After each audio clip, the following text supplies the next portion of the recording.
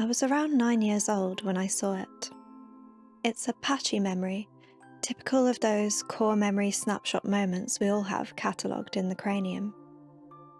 I'm standing in an electronics store near my childhood home, waiting for my parents to pick up something. It's the early 2000s, and video games are far from a new concept to me. I had experienced the winding halls of monstrosities in Doom, the immersive and heart-gripping world of Half-Life, and my love affair with the wacky world of The Sims 1 was just on the horizon.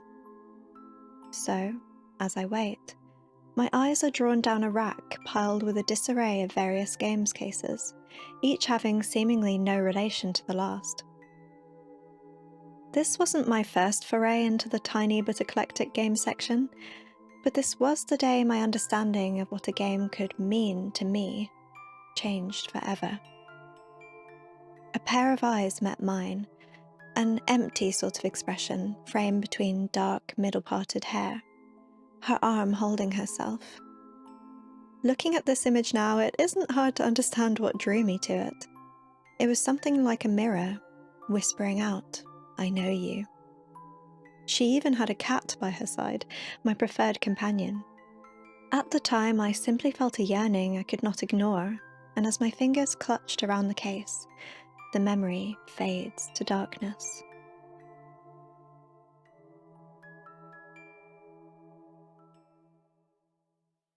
American McGee Alice is the lesser-known predecessor to the more widely known Alice Madness Returns, released in 2011. Both have become so intrinsic to the creation of the vast web of what makes a piece of media special, interesting, or meaningful to me. I could talk about how much these games inspire me forever, but right now we have a title to justify: how games can comfort the disturbed. I suppose to justify such a statement faithfully, one has to have a little experience.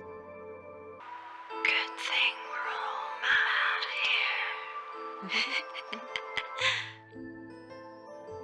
here. But what exactly do I mean by disturbed? For those in the know, perhaps my choice of words was what led you to this video in the first place. I was indeed referencing a well-known quote from poet and author Caesar Cruz: "Art should comfort the disturbed and disturb the comfortable." I most definitely categorize games as an art form, some more than others perhaps. But many story games in particular have the ability to take you on an artistic journey that can be just as impactful, connecting, and powerful as anything you might find hanging in a gallery. I have always been a story-oriented person first and foremost. It's why, though the art and music of Doom were captivating, the mostly combat-focused element left something to be desired for me. It's why a game like Half-Life appealed to me so deeply, where the mystery and unnerving pervasiveness of the G-Man, or the truly terrifying discovery of just why no one should go to Ravenholm in Half-Life 2, made the experience of what would otherwise just be another shooting game with a mute protagonist so exciting and immersive. But Alice went even further than that for me. This was something altogether darker, more personal and real somehow. Many of us have had less than ideal experiences growing up, and I realise now as an adult looking back, the media that has made any sort of lasting impression on me has often been this way. Dark, personal, and at times even horrifying. Many of my favourite games, films, and artists evoke responses of disgust, dismissal, or disturbance in others, and yet simultaneously seem to have brought myself and many more so much comfort and inspiration. Why? Well, I hope to explore that rabbit hole in this video by using my own experience as someone who finds solace and lasting comfort in many dark games and media. But the roots of American McGee's Alice in particular run deep. As a child, I wasn't exactly skilled at games. I wanted to play them, but like many, it was often a steep learning curve, especially when playing games that, well, they weren't exactly aimed towards my age demographic. Like many from my era, the internet was very much in the infancy of what we have today in terms of garnering tips, tricks, cheats, and information about how to progress.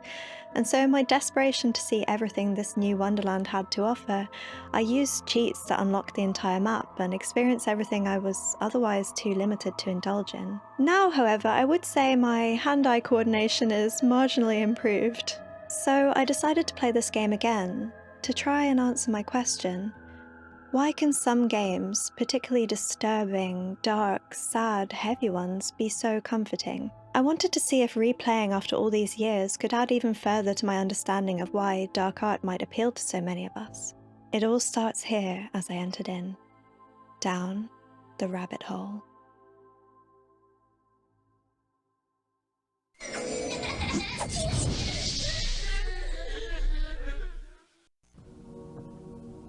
Booting up the game, we are immediately greeted with our protagonist as she sits bolt upright in bed. She appears disheveled, her expression manic and wild. It quickly becomes clear that Alice is not doing well, sitting on a clinical-looking bed with hospital garb and a bandage wound around what appears to be a fresh wound on her wrist. The implications are obvious and unsettling. The hopelessness of the peeling walls and the thin, smoky plume emanating from an extinguished candle up into nothingness. This dominates any shred of comfort Alice's tatty bunny toy struggles to bring. This was not a wonderland I'd seen before as a child, and my intrigue was even more piqued. New game, I'm ready.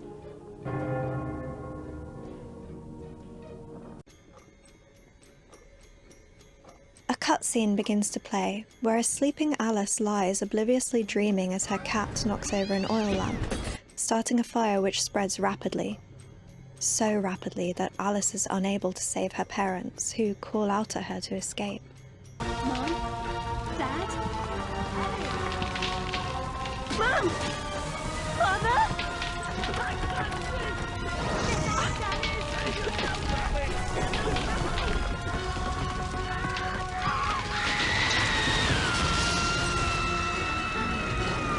As their screams ring out behind the sounds of a raging fire, Alice is pictured outside on the snow. This opening scene quickly puzzles together a clue as to the reason for Alice's current state. Riddled with guilt for her survival when her family endured a frightening and painful demise, Alice has found herself confined within the walls of an asylum, where even her tattered rabbit toy is unable to bring comfort, instead seeming to trigger a return into her wonderland. After all these years, maybe that old rabbit will bring her around.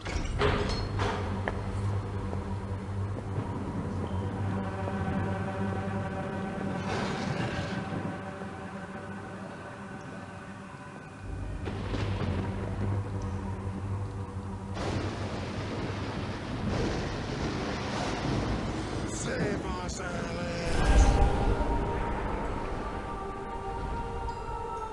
In American McGee's Alice, Wonderland is an internal place which parallels Alice's state of mind, now marred by the complex emotions and trauma that have emanated as a result of this horrific loss. I remember when I first played this game, the unsettled feeling that squirmed inside me as I fell down into this world, both nervous and intrigued, both excited and afraid. And even now, landing into the depths and taking in the environment, that shaky awe takes over again. Please don't dawdle, Alice. We're very late indeed. Immediately dropped into a realm with two friends most of us can recognise, we're faced with the familiar White Rabbit and Cheshire Cat. Though admittedly they are of a darker iteration, they still bring comfort in this otherwise baleful environment, where pulsing tentacles wind around broken pathways, our only navigation over lakes of toxic liquid. As might be expected if you've had any exposure to any Alice in Wonderland media, the rabbit beckons us, running on ahead. The Cheshire Cat is one more inclined for conversation, and encourages us to follow, urging us that Wonderland is in some sort of peril that it seems only we can remedy. Wonderland's become quite strange. How is one to find her way? Let your need guide your behavior. Suppress your instinct to lead. Pursue Rabbit. He makes it clear that following Rabbit is the way towards allowing ourselves to face whatever misery and darkness has taken hold of this place. As to what following the Rabbit might lead to is, of course, yet to be revealed, but what is clear is that we must immerse ourselves and embrace the madness. To take a leap of faith, which he then encourages us to do only moments later. Our land is destroyed. Our spirit crushed. Reminds me of the asylum. Is there no joy here? Slavery and happiness do not dwell in the same house. path is problematical, consider a leap of faith. Ride the wind. The opposite would be, I suppose, to stay lying in bed, catatonic and almost unmoving, a state which Alice has explicitly been stated to have been in to varying degrees of severity for around the last 9 years, before tumbling into Wonderland again. You see, with the original PC version of the game came a booklet, which contains the casebook notes of Alice's real-world doctor, Hieronymus Q. Wilson. I'll be referring to this booklet at various points throughout the video, as it truly fleshes out the experience and adds vital context to the story, adding in a sort of meta-narrative that allows us to explore the wider reality of a person, Alice. The events of the game do not provide a full, reliable narrative, which is entirely understandable when you consider that this is a deeply traumatized person who is in the process of losing her mind. The opening cutscene of the game, the catalyst for sending Alice spiralling back into Wonderland, occurs about halfway into the casebook notes. After removing Alice's precious rabbit from her, Dr. Wilson laments that her condition will not improve no matter what he tries. Months creep by before a nurse, simply known as Nurse D, returns Alice's rabbit in the entry of 17th of April, 1874. The following entry shows a drawing of the white rabbit, which Alice drew in response to this event, signifying the beginning of her chasing the creature deep into her broken mind. So, back in Wonderland, we see 2 bars either side of Alice, immediately making us aware which resources will have limits on this strange brain voyage.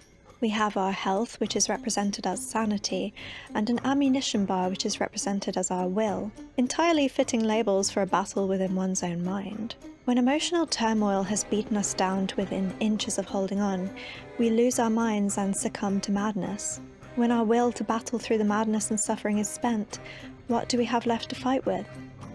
Which reminds me, we are graced with our very first weapon, the iconic Vorpal blade, and snicker snack it does indeed go. As our first enemies charge us, Alice leaves them bisected, decapitated, and torn to gory pieces. The game wastes no time in showing us that this Alice is a different beast entirely to the fragile and stuporous girl described in the casebook. Scattered around the introduction to this twisted world, we find friend and foe alike. When speaking to the docile and dejected torch gnomes, we learn of the hopes the residents of Wonderland seem to have pinned on us. The White Rabbit has prophesied that Alice will be the saviour of their world, vindicating them from the rule of a corrupted and evil monarch, the for now elusive Queen of Hearts, whose brutal rule seems to be to blame for the misery and destruction of Wonderland, in tandem with Alice's spiralling mental state. As we traverse the at times frustrating platforming, every step of this place feels precarious, which I remember encouraged me to take a slower pace, especially as a child. This really allows you to become immersed in the frankly impressive environment that has been created here. For a 25-year-old game, these pulsing tendrils, particle effects, detailed artistry as far as the eye can see, I don't know how much lifting the effects of fond nostalgia are doing, but this game still looks so detailed and impressive. I was transported right back into that feeling of tenseness and utter helpless immersion, and I was relishing every moment of it. Okay, maybe not every moment.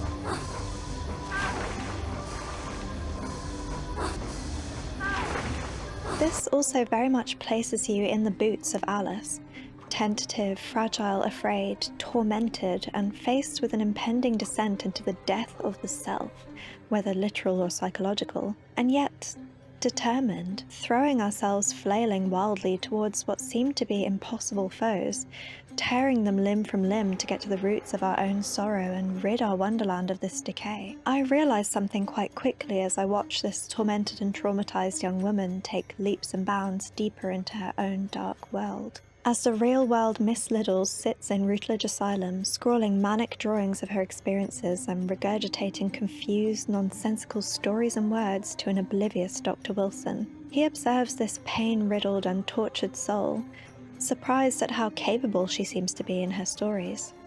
When within, she is quite literally beginning the fight for her life, with every ounce of sanity and will she has left.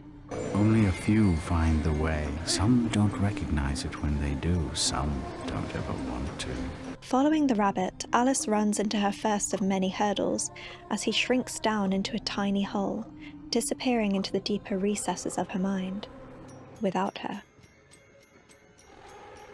Emboldened by the hopes of a saviour, despite Alice's initial lack of empathy or time for listening to their plight, the Torch Gnomes advise her that the Fortress of Doors hold the answer to how she can make herself small, and that seeking the Mayor Elder is the key to reaching such a place.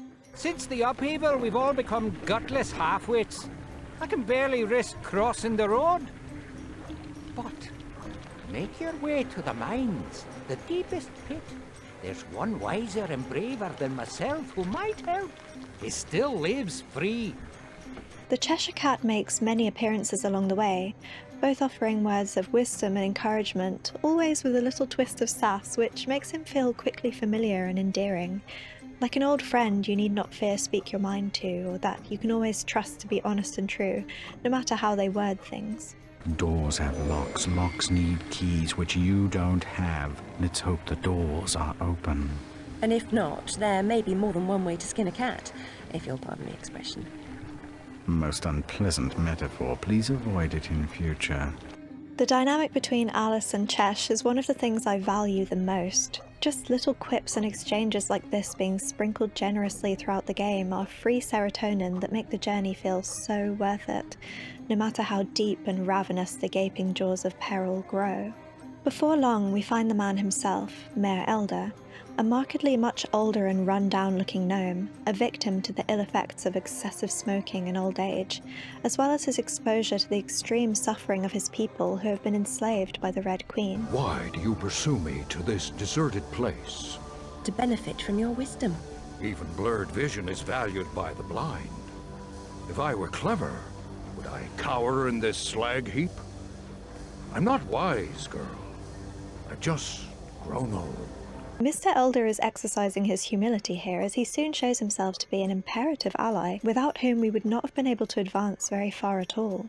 Not only does he hold the knowledge of how we might concoct a shrinking potion, he is a skilled pilot, able and willing to navigate our way to the Fortress of Doors, but also showing immense bravery and skill in the face of danger. His desire to save the gnomes and free Wonderland from its slavery to the corruption of the Queen is truly powerful, and I felt such safety and relief every time I saw him along the journey. His assertion that he is not wise, only grown old, is a reflection of Alice's own fears surrounding her possible incompetency to save Wonderland, and by proxy, her own mind. Are you the savior Rabbit has been telling us about all this time? I shouldn't think so. I'm a person. Despite her immediately apparent intellect and capability, she struggles to believe in herself, and this weary, worn, heavy smoker is a great representation of how much of a toll her existence has been since the fire. His poor health and smoking addiction are understandable consequences of a life spent living in a world of suffering without the means to resolve it. He only asks of us that we retrieve a key in exchange for his help. We are heading to the Fortress of Doors after all, and it seems unlikely that all pathways in Alice's mind will already be unlocked and open to us. I wish to get very small, no bigger than a mouse. Do you know how I might do that? Only that? Oh yes, I could manage that. For a price. I have nothing of value. You have nerve and your health. Mine are nearly gone. I've seen too much suffering, and I smoke too much, you see. What must I do? In the Card Guard's compound, a particularly rough diamond holds a key. Retrieve it. I will repay the favor.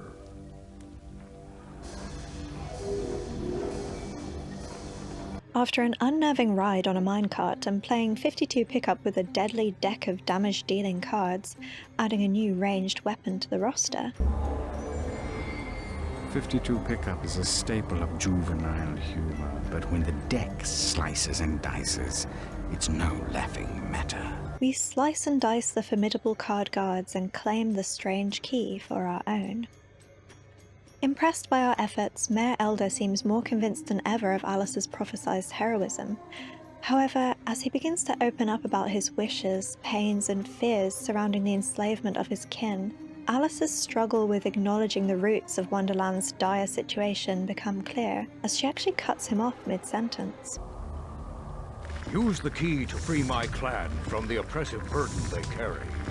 Any fight against the Queen's tyranny is a good fight. They've suffered... I'm sure I'm very sorry for them, sir. Really I am. But what about me getting small?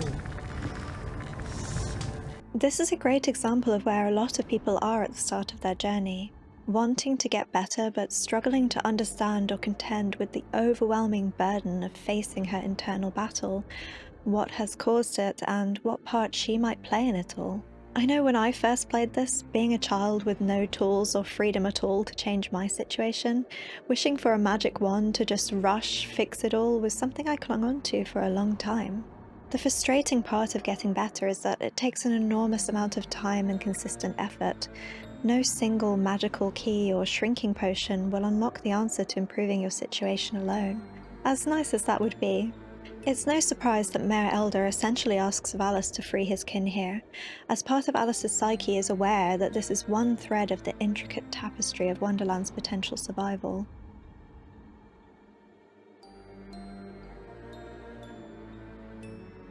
Drifting through darkness, I felt my shoulders tighten as we were careening towards such uncertainty and danger.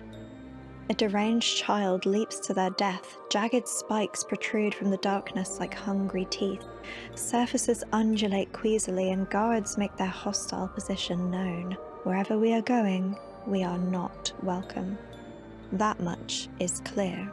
There's a school inside the fortress where you'll find certain items for creating a concoction that will make you small. What items exactly? Items? Items, girl.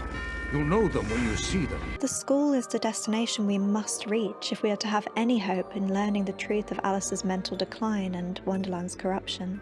Eventually, you must break through such walls. But for now, jump!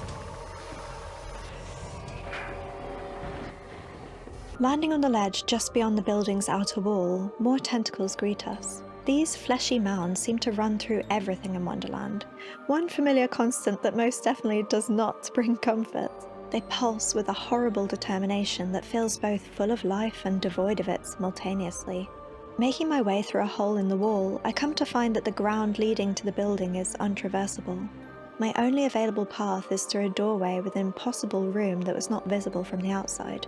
This room proves its impossibility even further by closing itself off once we enter, trapping us with a new enemy type, the Boojum.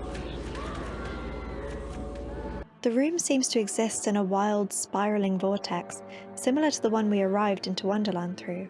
There seem to be many places like this in Wonderland. Small, chaotic pockets of the mind where enemies usually swarm, waiting to trap and torture us, where even the environment itself is a death trap, as the floor breaks apart the moment Alice attempts to walk across safely.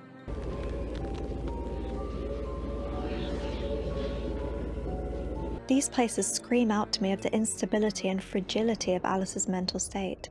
I mean, just listen to the sound design here. The howling hiss of the rushing vortex above makes everything feel both totally empty and painfully full, and the slow, chiming tune feels more like the tolls of a funeral march than victory bells. The platforms that help us escape this domain sway with uncertainty, telling us we will never be able to trust where we step.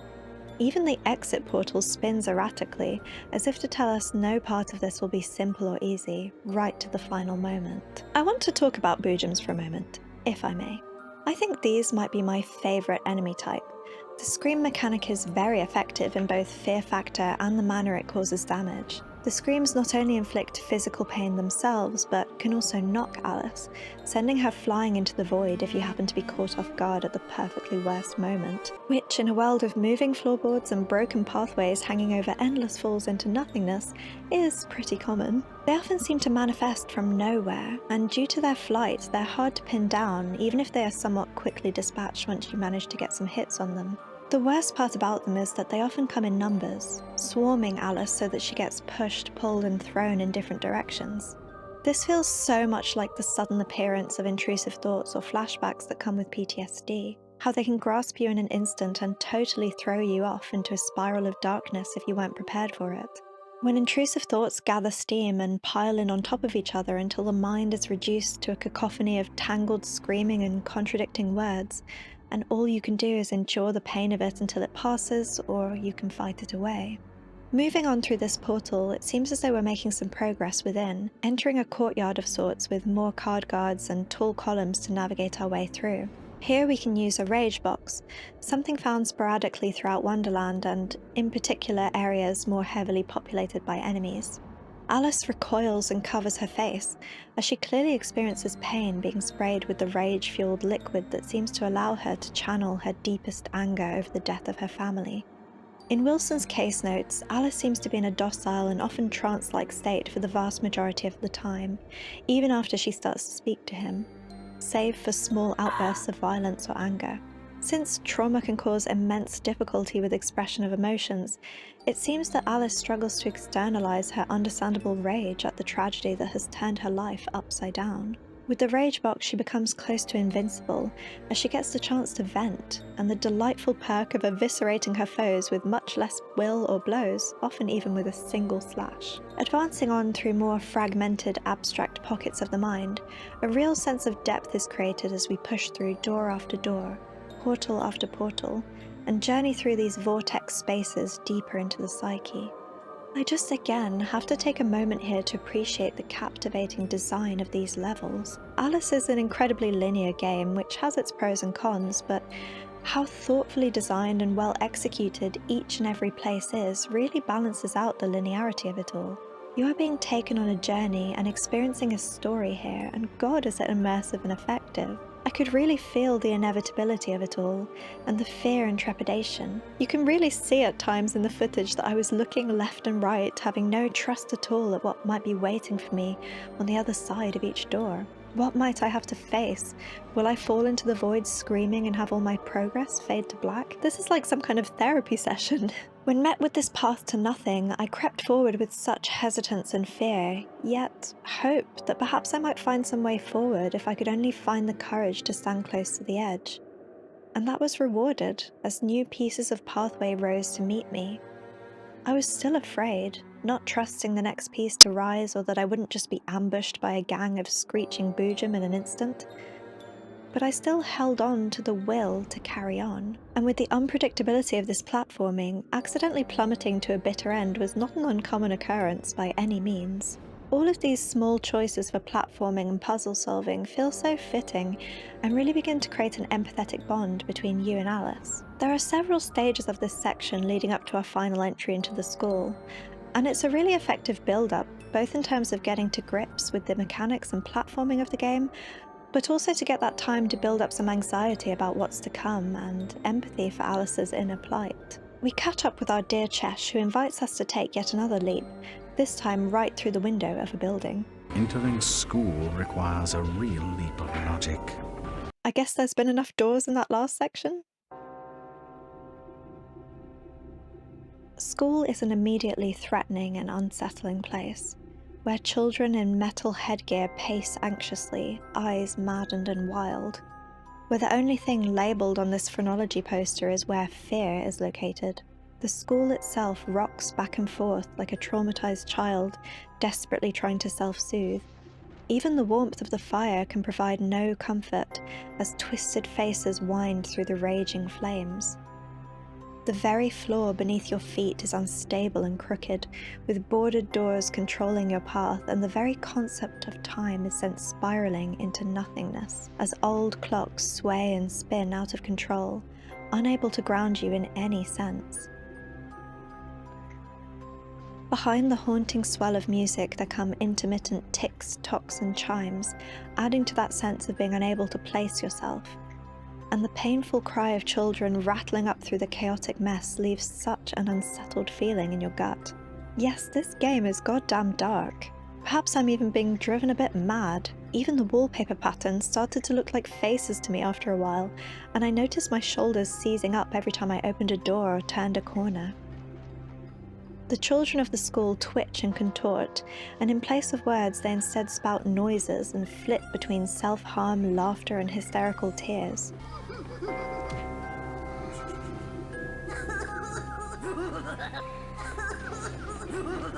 As we descend into a sort of theatre room, we see some more of these poor souls in greater detail.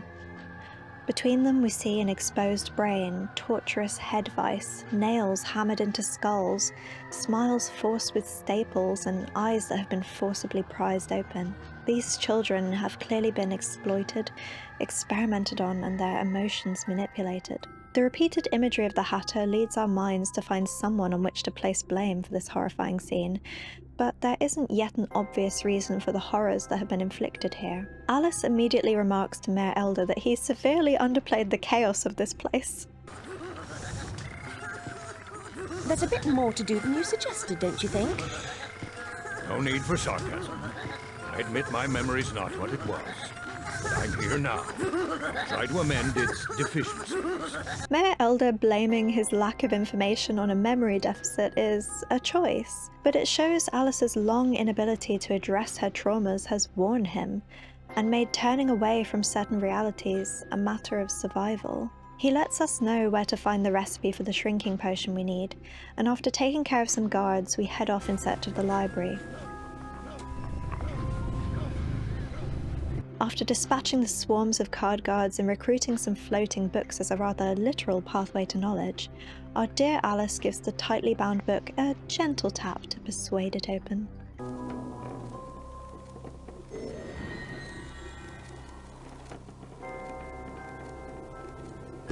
You call that a tap? Fortunate I didn't suggest force. You might have pulverized it. Mushrooms, poppies, sugar and spice, all those things are very nice. When combined, the proper mixture makes a getting small elixir. I don't really like sweets. Immediately after reading the instructions, Alice is teleported to a new area where we can find everything needed for the recipe. A standout moment here that I just had to include was this repeating hallway effect that gave me PT reminiscence jitters, where each time Alice passed through one of these doorways, she changed floor and was able to access a new area where another ingredient or aid to the potion could be discovered. It's a really cool effect that I enjoyed a lot, if you couldn't tell.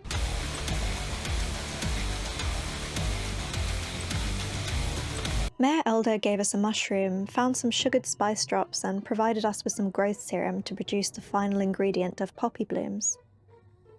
Voila! Le potion of shrink. And we even got a gold star for our trouble. After getting the potion and heading towards the observatory as instructed, I noticed a distinct shift. Time stands still, and as I retraced my steps from earlier, an awful feeling began to crawl over me. This happens often throughout our Wonderland adventure. Subtle shifts in sound design and environmental quirks create this constant feeling of unease, as nothing feels predictable or constant. It's that creepy factor of something just being off, and you can't quite place why it sends such a horrible sensation careening up your spine. I realize now all of the kids are gone, and in their place new enemies now await to torment me. As I approach the observatory, I notice the sky is scattered with stars in a very typically child-drawn way, sheathed in fog as the innocence and personality of these children seem to be. No creativity, no freedom, no stars, and as the books teeter high and loom overhead, I'm reminded of my own school experience as a child who had struggles, what it felt like to stand under these mountains of information and expectation, forced to open your eyes and take it all in, forced to grin through the struggle, stuck in an endless loop. I find new meaning everywhere, and since lore and theorizing have always been special interests of mine, it's just a treasure to take everything in. Reaching the observatory, a peer through the telescope reveals our next portal.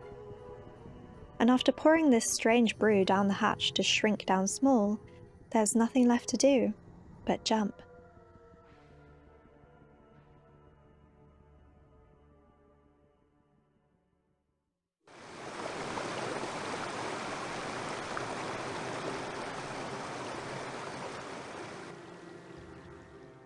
Vale of Tears is one of the areas I remember the most from my childhood.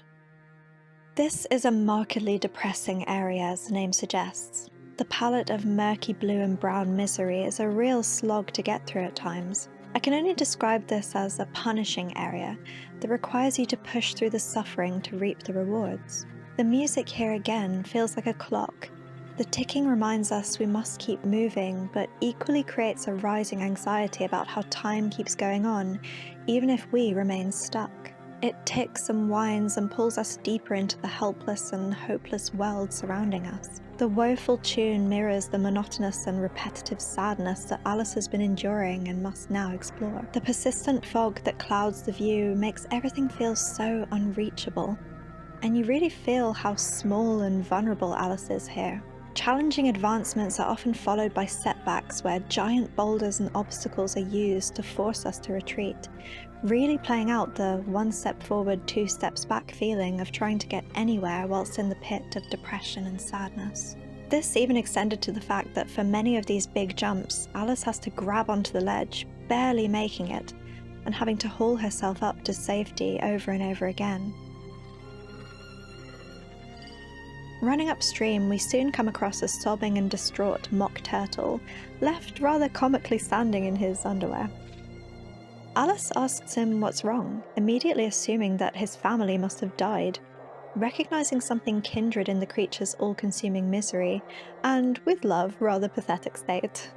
It isn't hard to decipher that the mock turtle is a rather overt representation of Alice's immense sorrow and regret over the death of her family.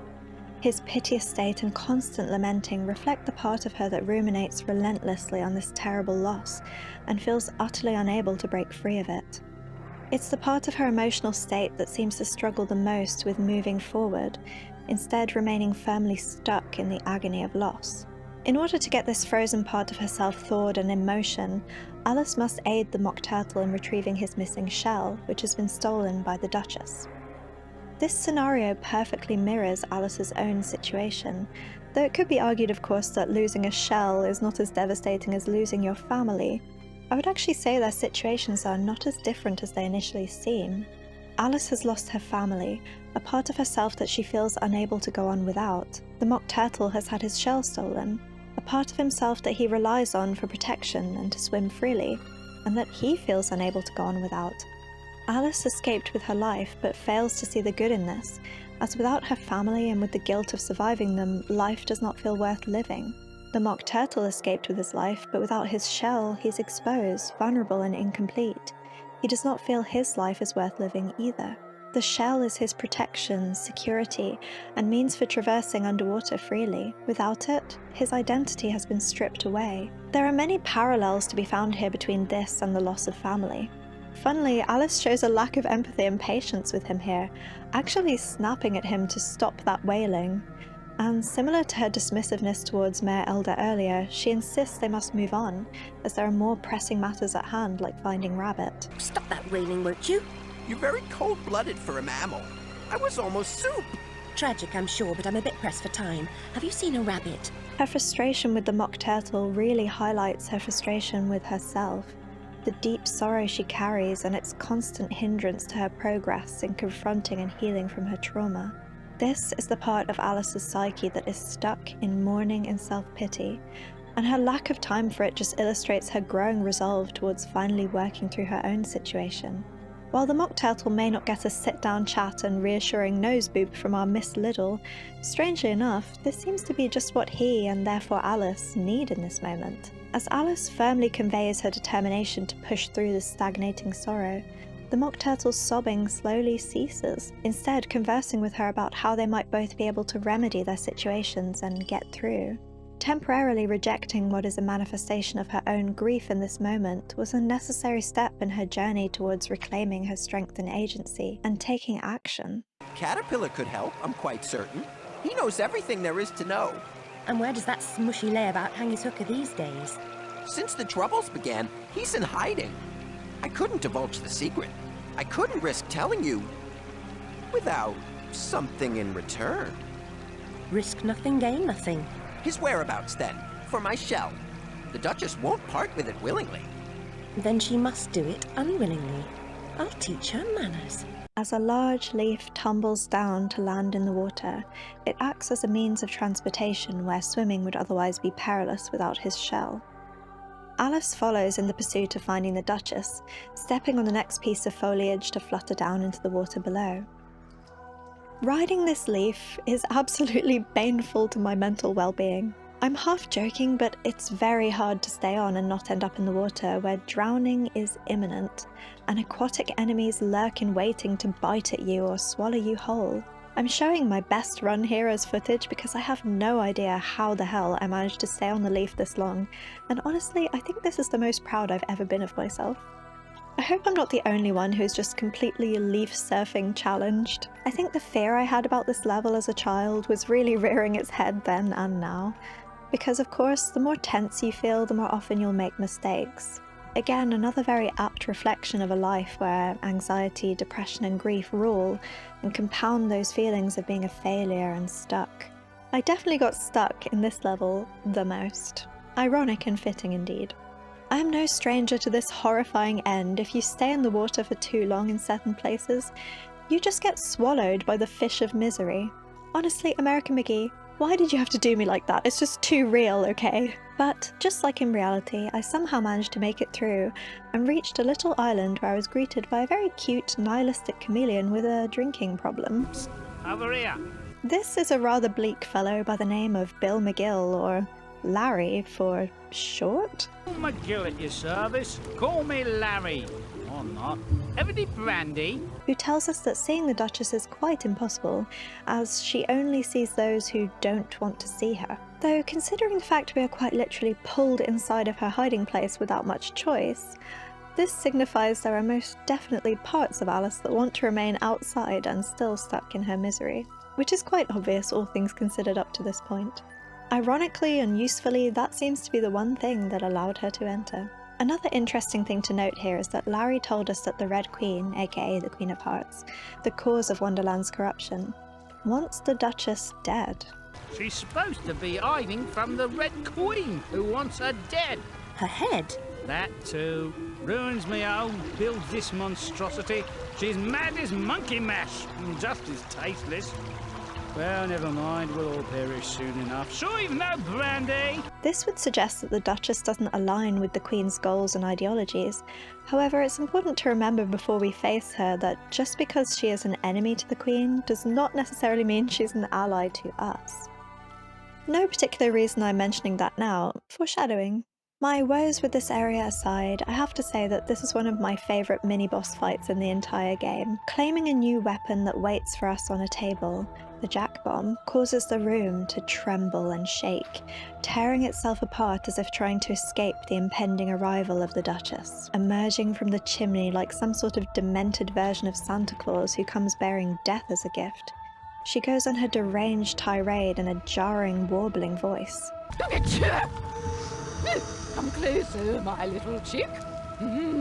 Properly seasoned, you'd make a handsome dish. I just love Alice's attitude here. She makes it clear that she has absolutely no time for the Duchess's loathsomeness. I mean, just her reaction to finding out that she's facing off with a twisted cannibal that openly expresses her wish to eat her made me laugh. I'm not edible. But Alice's clever quips and sharp wit will not be enough alone to defeat this beastly woman, as she refuses to hand over the shell and bounds towards Alice, ready to season her with her giant pepper grinder. I'll have the turtle shell now, you disgusting ogre. Over my dead body. I'll try to accommodate you. The Duchess is just as horrifying and mad as you would imagine, and her mechanics are truly disturbing. She bolts around the room chaotically, unable to be hit by projectiles. I was a little curious about what might happen if I allowed her to catch me, and I was actually shocked by how nightmarish this attack was. She tries to eat Alice alive by biting down on her head repeatedly before throwing her fragile body against the nearest wall, or dropping and clobbering her with the mill in an attempt to stop her squirming. She fires blasts of pepper at Alice and intermittently tosses pig baby grenades, a darkly humorous reference to the original Lewis Carroll story where the Duchess's baby turns into a pig. There is also a portrait of what can be assumed to be the grown-up version of her pig child on the wall, making this fight even more bizarre. I think I understand why the Queen wants the Duchess dead, and I'm very willing to oblige, as is Alice. Though the Queen's motivations, as you can imagine, are rather different, so it's unfortunate to be doing her a favour here as we take down this manic mother. Alice does not hide her disgust towards the Duchess, and since she seems to represent gluttony and excess to the grotesque degree, it's pretty obvious where that disgust comes from. Cannibalism itself could be seen as a metaphor for self-destruction and being consumed by her own guilt and self-loathing, how she is essentially eating away at herself bit by bit. The depravity and primal predatory nature of a desire to eat your own species is a stark contrast to the desire for control, reason, and order that Alice yearns for. We could say the same of the Queen. She too yearns for control and would likely view the chaos and unrestrained appetite of the Duchess as a threat to her version of order. Destroying the Duchess is a necessary act for Alice to move closer towards stability, but equally would be helpful for the Queen in her pursuit of domination and rigidity. This is a good demonstration of how the journey of processing trauma is incredibly complicated, and sometimes things that help in one way can hinder in others. A solution to one problem can be salt in the wound of another. The Queen's desire to execute the Duchess by decapitation is particularly violent, whereas Alice acts in self-defense during her fight, only retaliating where reason could not be reached through polite, albeit sassy, conversation. Defeating the Duchess sees the Queen's wish come to fruition in a way, as her head brutally explodes from a rather thunderous, pepper-provoked sneeze.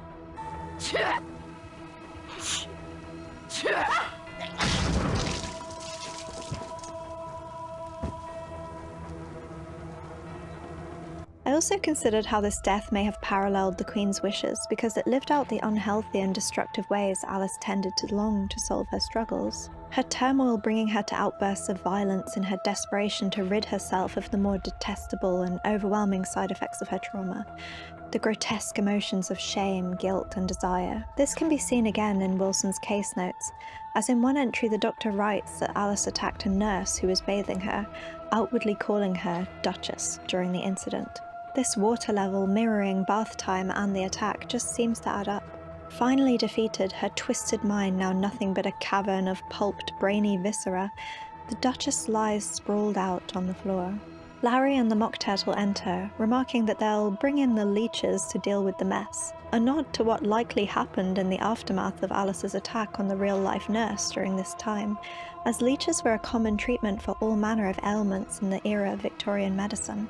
Now, Mock Turtle holds up his end of the deal. At least my shell's in tolerable condition. A simple thank you would have been nice. I've kept my part of the bargain, Turtle. Fair enough. I'll take you on a trip. Hover around my bubbles. Cuddle up to them. Never leave them. You'll muddle through. We hop in after him, ready for a dreaded swimming section. There's a reason that fabled water levels draw such ire from gamers historically. They have often been notoriously punishing, and this one is no different. With a multitude of ways to instantly perish and an immense focus on staying in the bubbles, you are absolutely overloaded mentally for this whole section. As if this isn't brutal enough, to add to the already overloaded cranium, we must contend with these nasty buggers, snarks, who give an awful bite, and every underwater area is guaranteed to be swarming with them. Now, this part. Oh, this part. This, my dear Ghostlings, is the one and only reason I was too terrified to swim in games for years. Imagine me, this super overloaded tiny little 9-year-old cranium, focusing on those bubbles with unbelievable intensity. Okay, time to thread through this little passageway. Easy enough.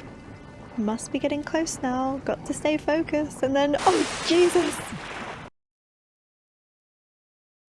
I was expecting this part this time, but it still scared the living bejesus out of me, and I'm not afraid to say it. This is a jump scare and a half, worthy of the name. This time I was ready, so I was thinking about the dodge I would need to do, but as a child I had no idea, and this thing ate me whole. I turned off the computer by the power button and ran away. Not this time though.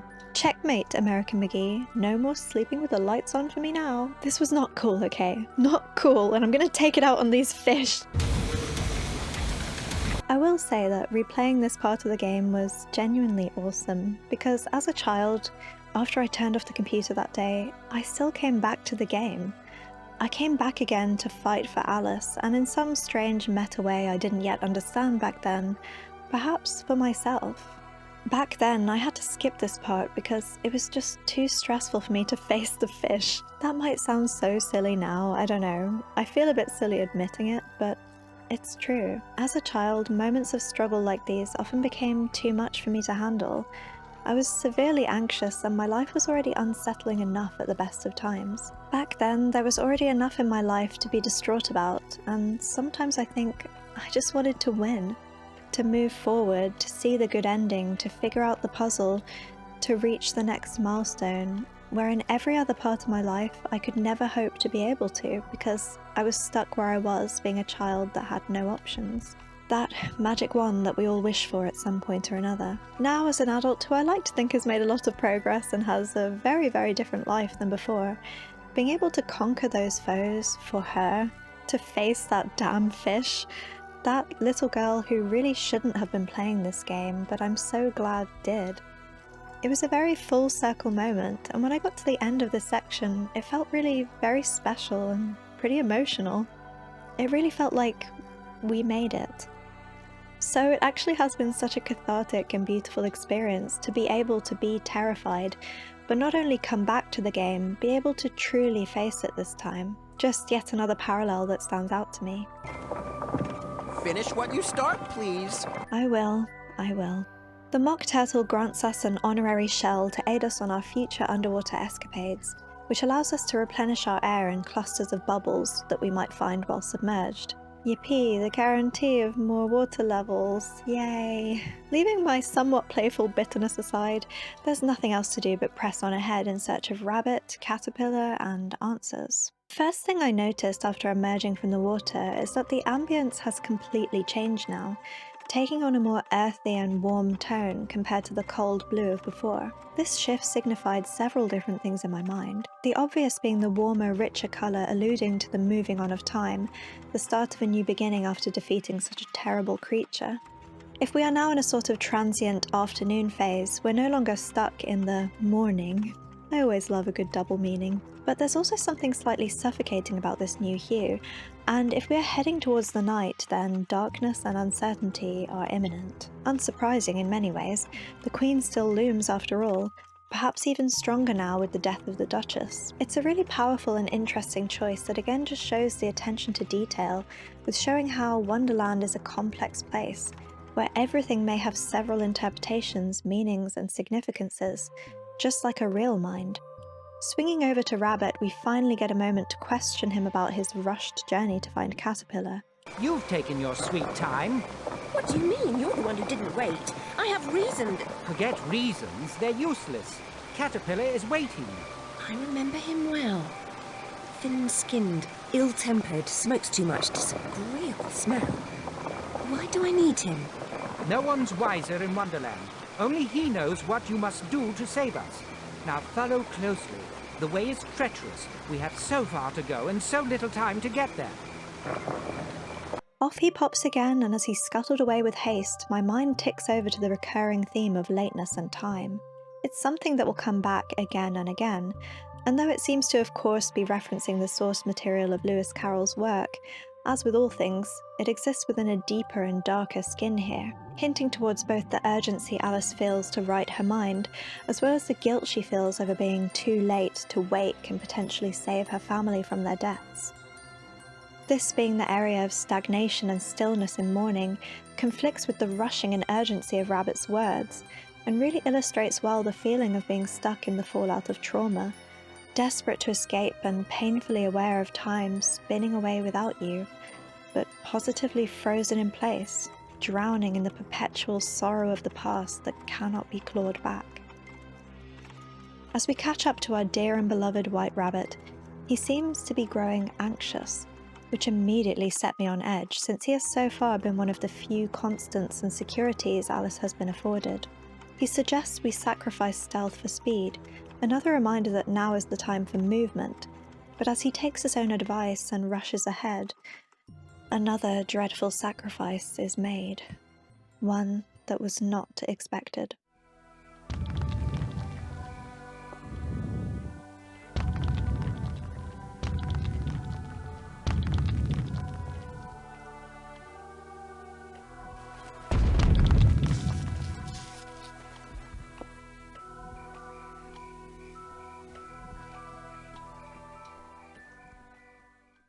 All of that pushing forward, that throwing aside of mourning and forcing our limbs to move, just move, to face the dreaded fish, to risk drowning again and again, to stand up to the Duchess and believe for a moment that we do not have to be defined by our guilt and shame, that maybe we can save Wonderland, save our friends.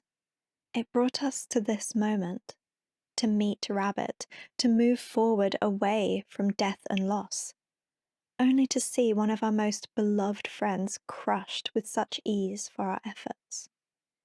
This is a real blow for Alice as she drops to her knees and sobs.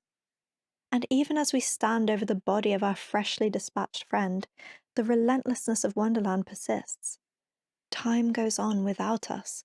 No time for tears, no time to lament. The Cheshire Cat echoes this sentiment, as Alice's immediate response to the death is to blame herself, just as she does for the death of her family. Everyone I love dies violently. Unnaturally. I'm cursed. Why go on? I'll just hurt others.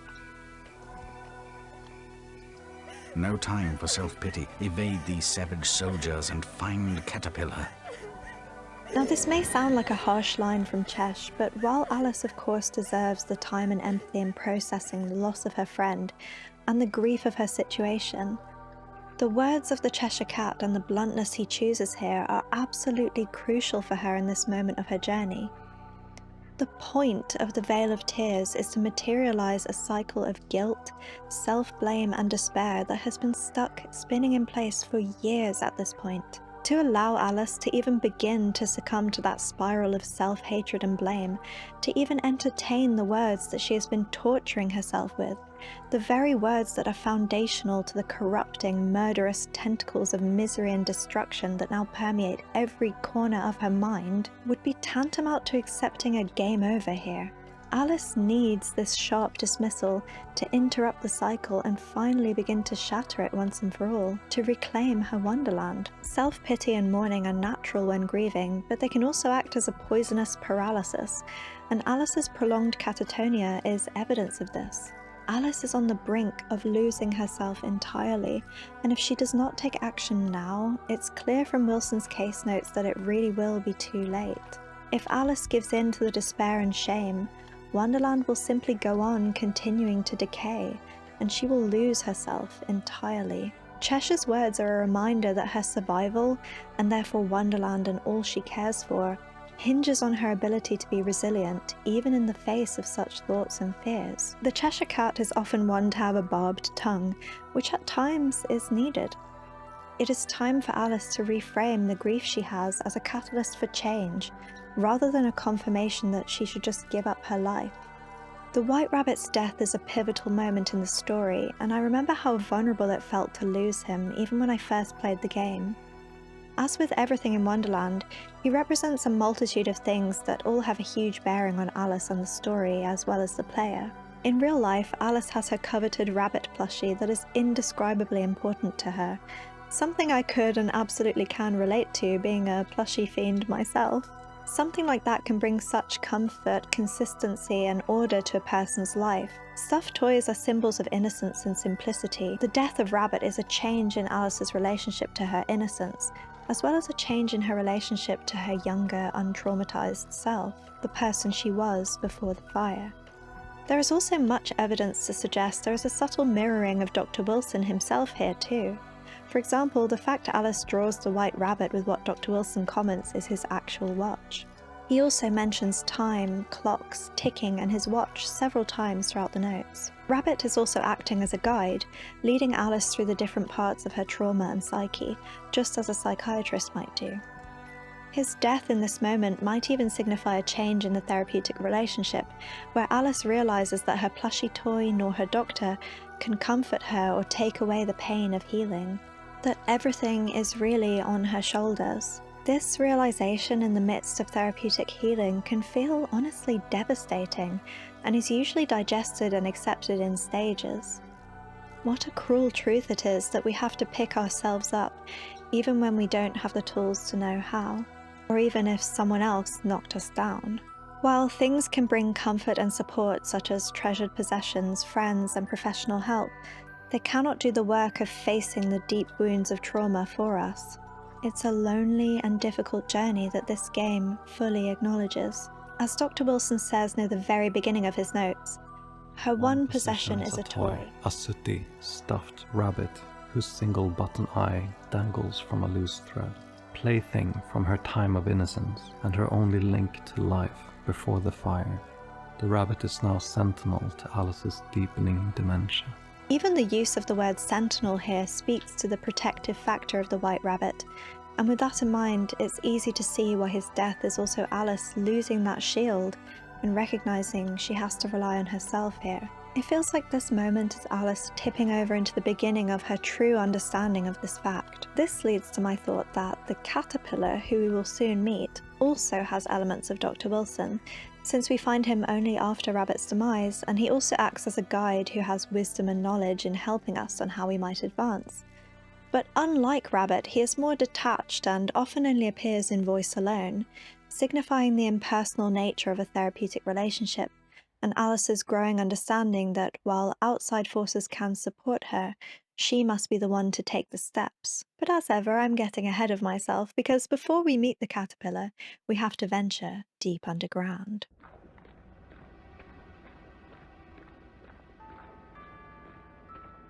Just like at the start of the level, we face the constant struggle of setbacks from outside forces, in the form of the as yet unknown person who crushed Rabbit stamping on the ground and making all our pathways fall apart, as well as an extended section of running aimlessly away from a dropped boulder, leading us into an icy cavern. I mean, if this isn't a nod to Alice's frozen state, I don't know what to tell you. Here we retrieve one of my favourite weapons in the game, the Ice Wand, which in itself just feels like the most perfect delineation of what a freeze state does. The wand can both protect Alice by putting up a wall of ice that protects from external attacks, as well as shooting out an ice blast, the ideal foe of fire, the source of her trauma, and a way to stop attackers in their tracks. Being in a freeze state or catatonia is more than anything a means of protection that the mind enacts, even if in Alice's case it has become something harmful over time. A person freezes up when it feels impossible to go on, to either stop an attacker or stop the victim from moving and potentially getting into more harm. I love this weapon because it feels like a representation of how that part of herself was once the mind's way to protect her and be useful, and that she's reclaiming that. As someone who freezes up pretty often, maybe I'm reading into it that way because that's how it feels for me, but that's the beauty of games like this and different interpretations, and I just love that.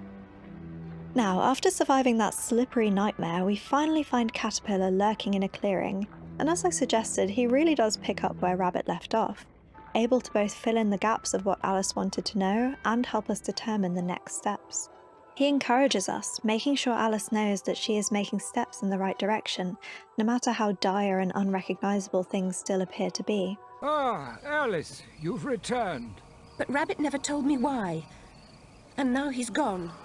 Why? Wonderland is severely damaged. You must set things right, that's why. I barely recognise this terrible place. What is it to me? It's home. Well, it could be. Having lost what you loved, you nearly wiped us out. You've started to rebuild. Your task, however, and your pain are not over. Why must I suffer? Because your mind is fouled by self-deception. Even your fantasies have fragmented into tortured versions of themselves. You are racked with guilt because you survived, and you dread the prospect of a life alone. What do you think I must do? Destroy the Queen of Hearts. Wonderland and your entire world can become whole again. I need to rest now. You need to regain your human size. Grow up, Alice. Embrace the truth. Travel to the fungiferous forest, now, and nibble from the mushroom of life. Take great care. The voracious centipede jealously guards it and rules over what you require.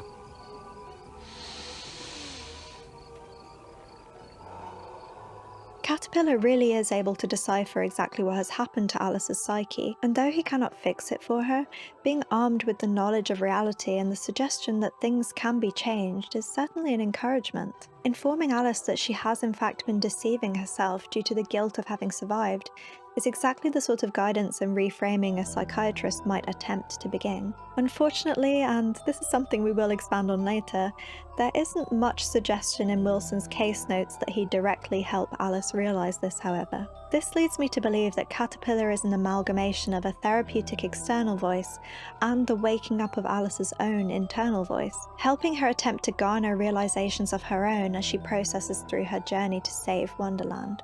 Before the events of the game, where Alice was still unable to speak or move, Dr. Wilson focused mostly on physical inputs, since he couldn't communicate with Alice. The kind of physical treatments you might expect from a Victorian doctor, poking with needles, bloodletting, screaming in her ears. In the latter half of the notes that take place during Alice's adventure in Wonderland, she is able to speak, and Wilson notes she speaks an awful lot.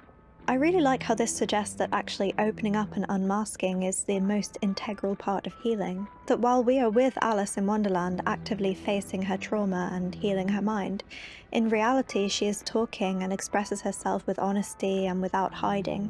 Even though the clinical Dr. Wilson hears only madness as she speaks about the events of her Wonderland through both words and art, this is her processing.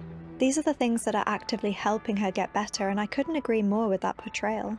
Time and time again, this game screams out to the player that art, creativity, and being your true strange self are not only good things, but essential to happiness and freedom.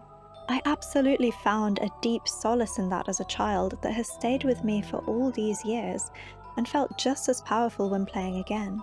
The caterpillar warns us of a voracious centipede, our next big hurdle. The fact this thing guards the mushroom of life is pretty on the nose. We have to choose life, and sometimes trauma, grief, mental illness, and other struggles lead us to stray away from even wanting to. The difficulty of that decision is not trivialized as we descend into this dank, horrifying cavern, hurtling helplessly down into the centipede's lair, from which we have no hope of escape without facing him.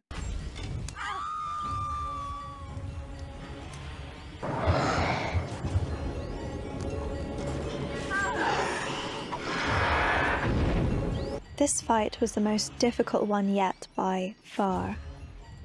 I also remember this very clearly from my childhood playthrough and the fear that was struck into my little heart when faced with this relentlessly chasing, towering monstrosity. This fight actually shares many similarities with the Duchess battle. In a strange way, it almost felt like a second form, in that the centipede, voracious not only in name, is the absolute epitome of raw primal desire and appetite. Everything the Duchess represented with her wish to devour Alice and her relentless, almost animalistic pursuit is amplified here in the centipede. The way to take this thing down is by aiming attacks at its vulnerability, the tender underbelly which rears up between attack phases. A fantastic representation of how its stomach, the source of its hunger, desire, and what makes it so dangerous, is simultaneously its weakness, showing that unchecked desires and obsessions can lead to corruption and madness. This is something that we can attribute to the Queen and her obsession with control, submission, and order over Wonderland, but also to Alice, with her obsessive reliving of the fire and what she did or didn't do, churning over the guilt of her survival and the futile yet consuming desire to go back in time and save her family. The centipede is the only boss who does not speak to Alice directly or refer to her by name at all, showing that he thinks of nothing but keeping the mushroom of life for himself, no matter the cost or complexities of the needs or wishes of others. Bring the intruder to my den. I will punish her insolence and dispose of her. His army helmet is a visual representation of his militant nature, and indeed the war the Queen is waging for the control of Alice's mind. The voracious centipede's attacks are much like warring against cruel inner thoughts, as it spews hateful acid, overwhelms Alice by regurgitating crawlers until the ground is seething with them, distracting Alice from opportunities to address the source of the pain and attack the creature itself.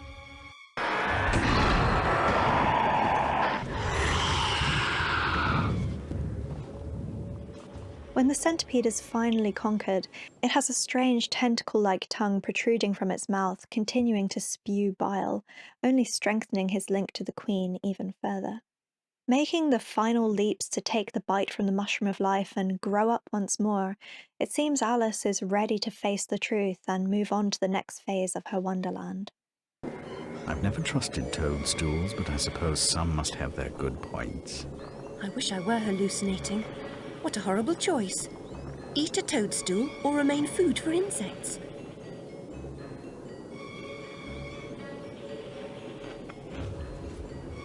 It's rude to eat and run, but sometimes it's unavoidable. With the Cheshire Cat in tow, ever our faithful companion, he makes sure we understand that there is one path alone that can lead us to Endgame. Presumably facing off against the Queen herself. But we still have a way to go yet, as we pick up a piece of a new weapon called the Jabberwock's Eye Staff. The Jabberwock's Eye Staff is incomparably powerful, but its individual pieces are worth less than the carcass of a gnat. Evidently useless without all its pieces, it seems we need some more knowledge on this strange discovery. Some convenient signposting leads us to a faceless oracle that calls out from a cave hidden deeper in Wonderland, and they're waiting to divulge what they know. Speaking in rhyme, the disembodied voice is our next guide, urging that we must defeat the Queen's most pervasive influence over Wonderland, her right-hand sentinel, the Jabberwock. The oracle cryptically advises that the pieces of the staff still needed to kill him are scattered throughout the world, and that there may be some sort of allies to be found in something called the Pale Royals. Unfazed by the chess metaphors littering the oracle's quite literal game plan, Alice is more disturbed by the fact this disconnected voice seems so much more aware of her own mind than she is, which is understandable. Obscure allusions to chess are fine, but it troubles me that anonymous oracles know more of my business than I do. Having finally navigated the Vale of Tears, the part of herself that was most stuck and unable to act, a chess match feels like the perfect game to represent the next stage of her mental processing. Alice seems to be on the cusp of the battle for her mind, and since chess is a game of strategy, planning and wits, what better than for her to delve into a realm of chaotic checkerboards and warring pieces out for blood?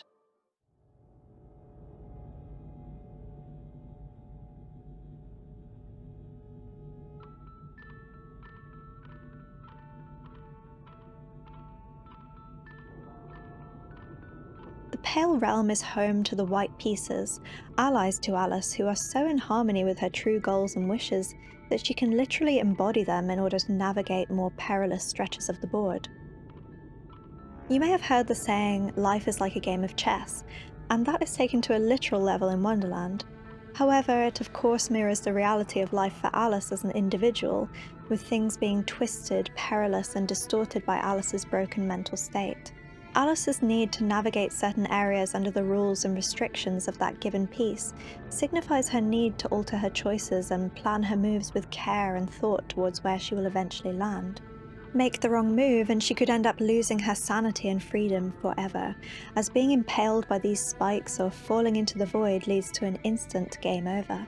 It soon becomes clear that this brutal chess game is the metaphorical war, an embodiment of the conflict raging in her psyche. The Pale Realm is infested with the Queen's red pieces, who attack on sight and without mercy, representing the Queen's relentless pursuit for order and control, without pause for thought of what might be lost. Alice's white pieces seem to represent innocence, hope, and purity. They also seem to represent her strength and will to go on, as the pieces absolutely fight back and do not cower to the red, even when they are outnumbered or outranked by their attackers. I found freezing these invasive red pieces to be particularly effective, again harking back to my thoughts surrounding this being a way that Alice is learning to reclaim parts of her coping mechanisms that had turned maladaptive. A freeze response being effective in the face of a rigid, rule-based, dominating presence suggests that pausing, immobilizing, or disrupting controlling behavior, whether internal or external, can be a way to regain autonomy and agency in overwhelming situations. It shows the need for balance between movement or action, which we learned in the Vale of Tears, and pause or disruption, which can be needed to stop intrusive thoughts or self-destructive spirals from taking hold and just running wild. Once again, the level design here is absolutely incredible. I mean, look at this place. The dizzying checkerboard sky makes it feel like everything is moving, and the disrupted, warped pattern of the floor contrasts perfectly with the very ordered and well put together design of the stone buildings. The chess pieces themselves also look so whimsical and unnerving, and I got a few jumps even from the little pawns as they dropped in or appeared out of nowhere to ambush me. Navigating through the realm by some exploration and lever pulling, we eventually arrive at a large courtyard, where Alice is witness to the White Queen being kidnapped and dragged away by several red pieces.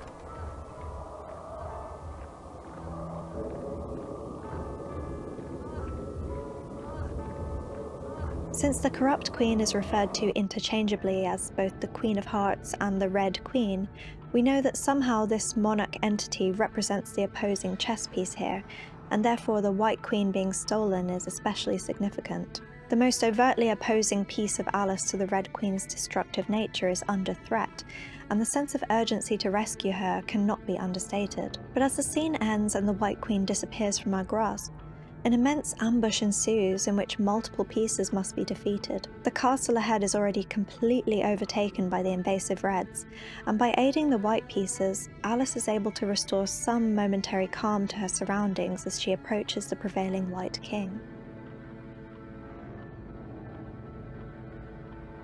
As Alice expresses her sympathy to the king, he implores her to help in retrieving the White Queen, telling her her success would help them both. Restoring the ruler of the Pale Realm would disallow for the Red Queen to win over that part of Alice's psyche, protecting the pieces who reside there and paving a way forwards towards defeating the Queen once and for all. Alice wants to help, but informs the king that she doesn't know the rules, to which he has this to say. I'm not really a player. What are the rules? Rules? There are no rules. There's barely any strategy. No time. Make a frontal assault on the Red Castle. I won't lie to you. You'll meet deadly traps and fierce opposition along the way. Should I be grateful for the truth? A lie or two might have been more persuasive. While rules, planning, strategy, and time may be imperative tools in navigating the game of life, the lack of those across her internal chessboard really show how when you are living a life as a traumatized or mentally ill person, maybe you never got the rulebook to navigate this game. The board is cracked and ever-changing, and the pieces slice at your fingertips and move as they please. The typical structures of logic and order are totally shattered. To win this version of the game takes the will to face it head-on and endure pain, suffering and loss, unpredictability and constant setbacks. Wonderland is telling us here Alice does not have a simple chessboard. I feel this is something Dr. Wilson seems to consistently fail to acknowledge. He treats Alice as if he can just tell her how to play, or if he could just shock her into making the first move, all of the pieces would suddenly be in place and make sense. He fails to see the chaotic and divergent state of her board, instead blinded by his own rulebook and frustrated by her inability to play by it. He simply cannot see that his game is unrecognizable to hers. Part of her fight must be made without strategy, without the ordered and sensical conversation Dr. Wilson longs for, without his traditional and methodical medicines. Alice's exploration of Wonderland through stories and art are her only chance of winning a desperate emotional fight, where survival and creativity supersede rules and strategy. The portrayal of this tragic mismatch brings me a lot of feelings of solidarity and hope, because I feel like this is something I've dealt with my whole life. Especially as an autistic person with family trauma, never getting anywhere with many therapies in my past made me feel unfixable and fundamentally broken.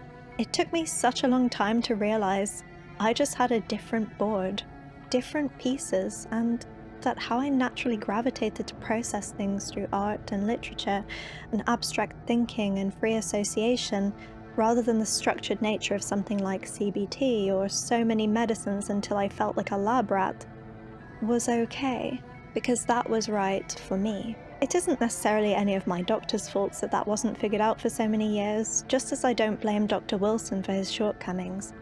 It's just an unfortunate reality that befalls a lot of people with complex situations.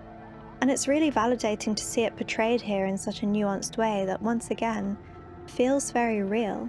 The White King offers a soldier to Alice to aid her in the terrifying confrontation that awaits her in the realm of the red pieces.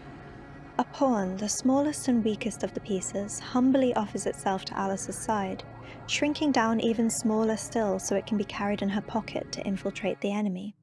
Alice isn't entirely reassured by this choice of soldier. A mere pawn is the best I can hope for? I'm afraid so. Now return as you came. The rooks know the way. There is nothing to do but accept what we have and try to hold on to hope, as Alice follows the rooks to the newly opened portal to the realm of red pieces.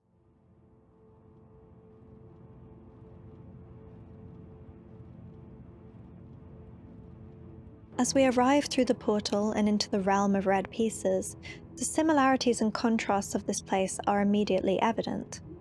The Red Realm is essentially just a mirrored red version of the Pale Realm, with the same uneasy sky and warped floor, the main differences being the colour, a distinct lack of allies, and a marked ramping up of danger.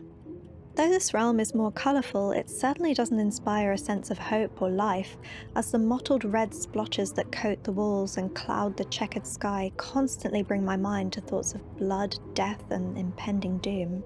Not exactly the most inspiring mental space to be in as we desperately search for signs of the White Queen, in other words, the embodiment of our hope, clarity, and mental balance. Finally making it against all odds to the red courtyard, dread hangs over me as the following scene begins to play.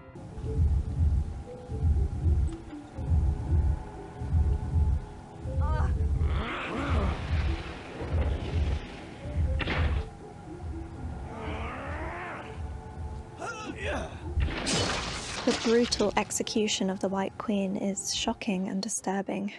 Similar to the White Rabbit's death, it comes as a shock and is a hard reality to swallow. We were too late. Alice's growth here is evident, however, as despite the fact she didn't make it on time to save her, she pushes forward, understanding that no matter how many times the Red Queen tries to crush her resolve, she must not live in her sorrow any longer. She must move forward, no matter how hopeless things seem. Running down hallways and carving a path through all who stand in Alice's way, we determinedly make it to a drawbridge, which ominously rises to entrap us on this small checkerboard platform.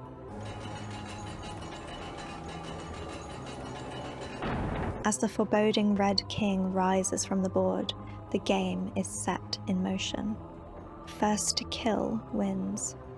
The fight with the Red King contains no dialogue, but in my mind this seems to be Alice's face-off with despair, passivity, and apathy in the face of more dominant controlling forces. The Red King, and in fact all the red pieces, seem to act mindlessly on the every command and whim of their monarch, unquestioning and unfeeling pawns of her obsessive desire for ultimate control and submission. They behead the White Queen and destroy their pale counterparts without hesitation or remorse, simply moving away from her headless body after the deed is done as if it's nothing to them. Their apathy is what allows the Red Queen to continue and escalate her reign of terror and tyranny, and therefore reflects Alice's own recognition of the despair, hopelessness, and passivity that she has experienced. Fighting the Red King is part of dismantling the barriers of self-doubt and trepidation she has over whether she has the will and strength to go on, instead of giving in to the overwhelm of the Red Queen's powerful chaos.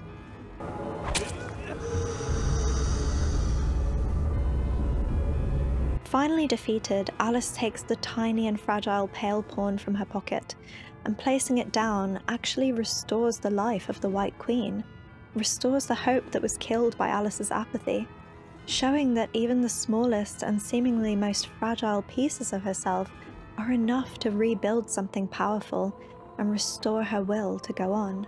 The White Queen bravely advances towards the swarm of red pieces without any hesitation, ready to fight alongside Alice. However, this triumphant scene is quickly left teetering on the edge of terror and uncertainty as a familiar pair of legs appear behind us. The one who crushed our dear rabbit to death is revealed. The dark and twisted Hatter has come to thwart Alice at the most imperative moment, bashing her on the head and knocking her out cold, as hope slowly fades to uncertainty once again.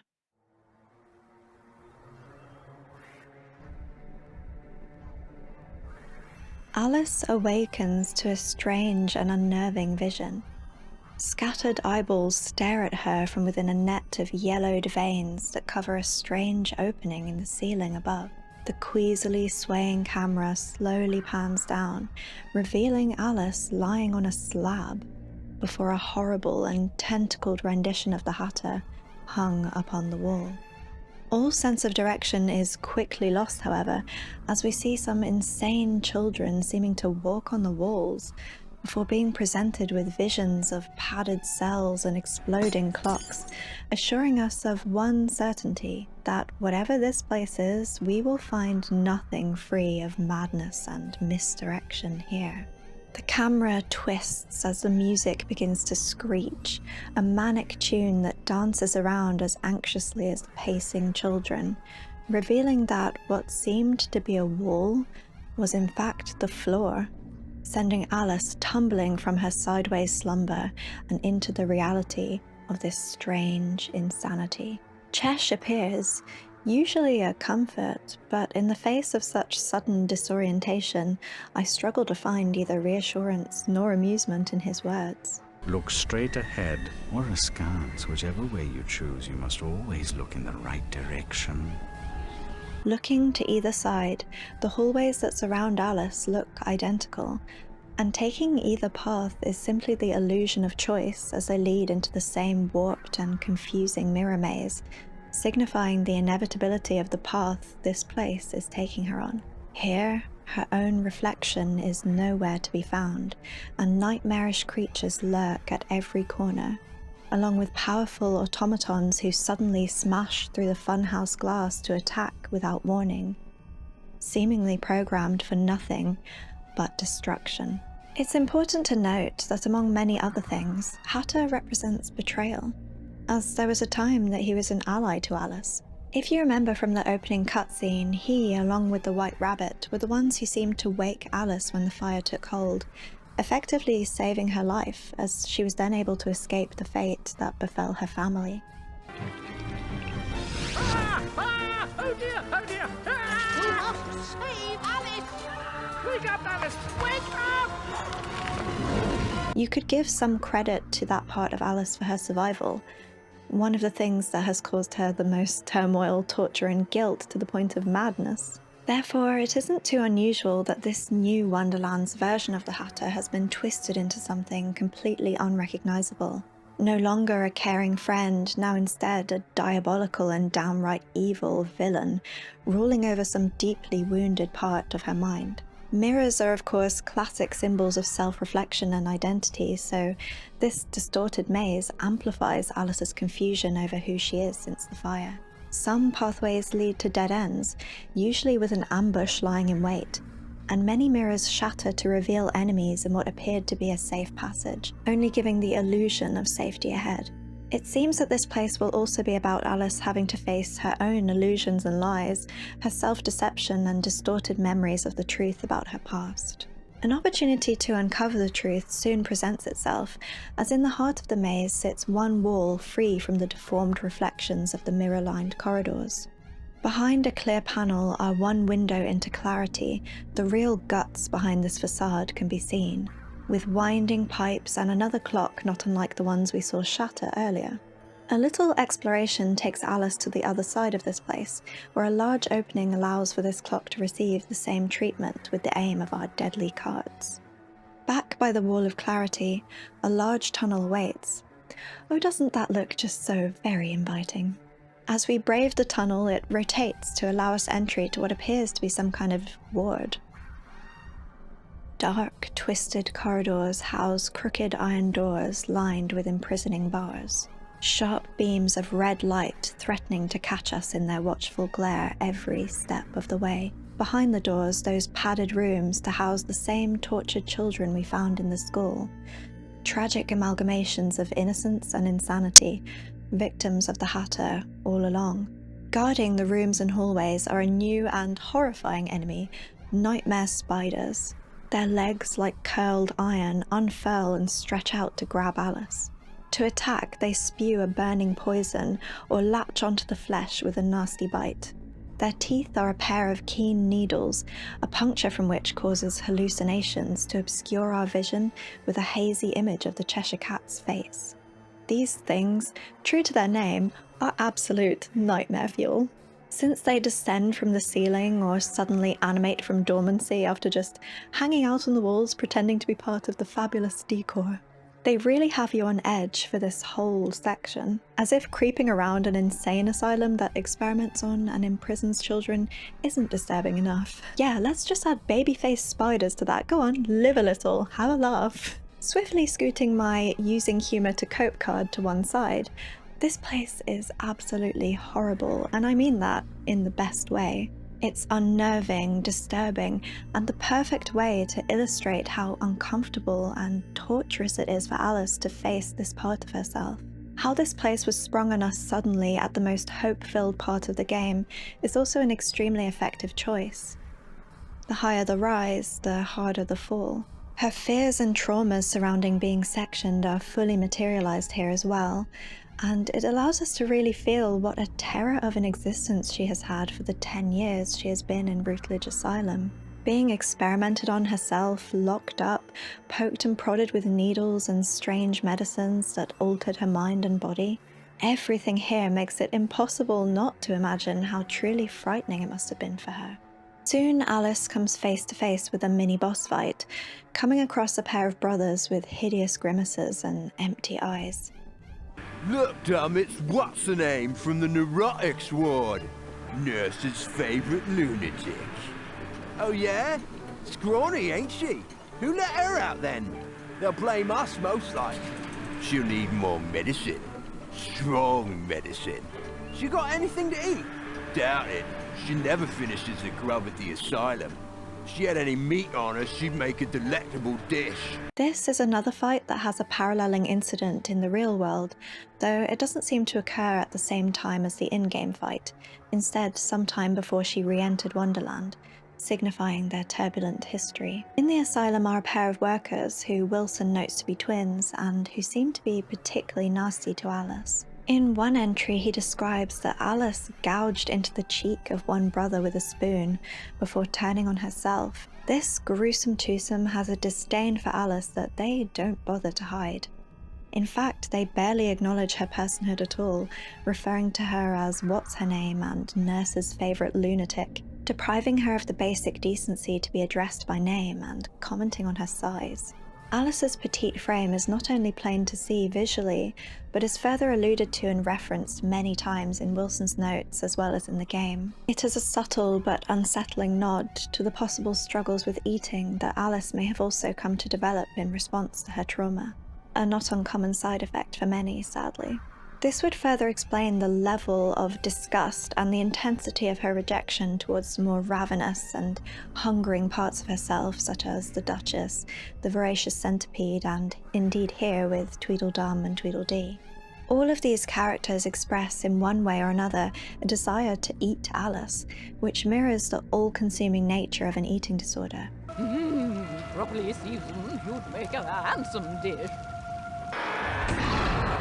If she had any meat on her, she'd make a delectable dish. Where restrictive eating disorders themselves have a powerful symbolism for the sufferer, both starving away the person to nothingness to try and escape the pain, but equally the disorder being so punishing and agonizing by nature itself. The Tweedles bringing it up here in such a tactless way, speaking about Alice as if she were an object or a farm animal, is just so disturbing and upsetting to see. Thankfully, Alice makes her feelings known. Despicable, grotesque and smelly louts. I'll fill your bellies all right. The bigger they are, the harder they fall. Spare me the platitude. Do you have any useful advice? Use their size against them. And the fight ensues. Making short work of the despicable pair, Hatter must have been made aware of the scuffle as he finally makes an appearance. Bad timing. Pity. Reliable help is so hard to find these days. Come in, my dear. You're just in time for tea. I only take mine with friends. The exact words he utters here, good help is so hard to find, and Alice's response about only taking tea with friends are documented in Wilson's notes, and you may be intrigued to learn who exactly speaks Hatter's line, something we will come back to later. I only take mine with friends. Count me to be among them. Accurately, I mean honestly, that's the truth. Oh, I quite forgot. You and the truth are not unfamiliar terms. Hatter speaks to us in a very friendly manner here, in fact going so far as to insist that he is in fact her friend, despite all the turmoil he has put her through and the havoc he is inflicting on some of the most helpless and innocent parts of her mind, such as killing her dear friend and comfort, the White Rabbit, callously stamping out his life and grinding his body into the dirt. Not to mention trapping and torturing these children, clearly doing some barbaric experiments on them and manipulating their emotions for his own end. He seems to suggest he has some greater understanding of Alice than she does, and a deeper insight into the fears that she persistently denies. And you would know? Truth is always bitter to those who fear it. I fear nothing. False! You fear much. A return trip to the asylum, for example. The memories that drove you there. More years in, shall we say, supervised hospitalization. Ah, yes. You fear much. Of course, all that might be avoided. Though correct about her fears to return to confinement and forced hospitalization, he stops short of explaining to her how she can avoid that fate when Alice questions him, rendering the conversation frustrating and unhelpful. How? Tell me, what do you mean? The frustration with a lack of direction and clarity seems to take on its own life as the ground beneath Alice's feet suddenly cracks and collapses, sending her tumbling down even deeper into Hatter's maddening world.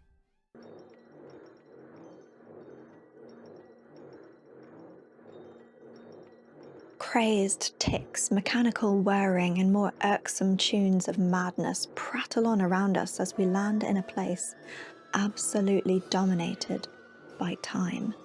Here it seems time is both obsessively watched and worshipped, yet utterly nonsensical and unkeepable.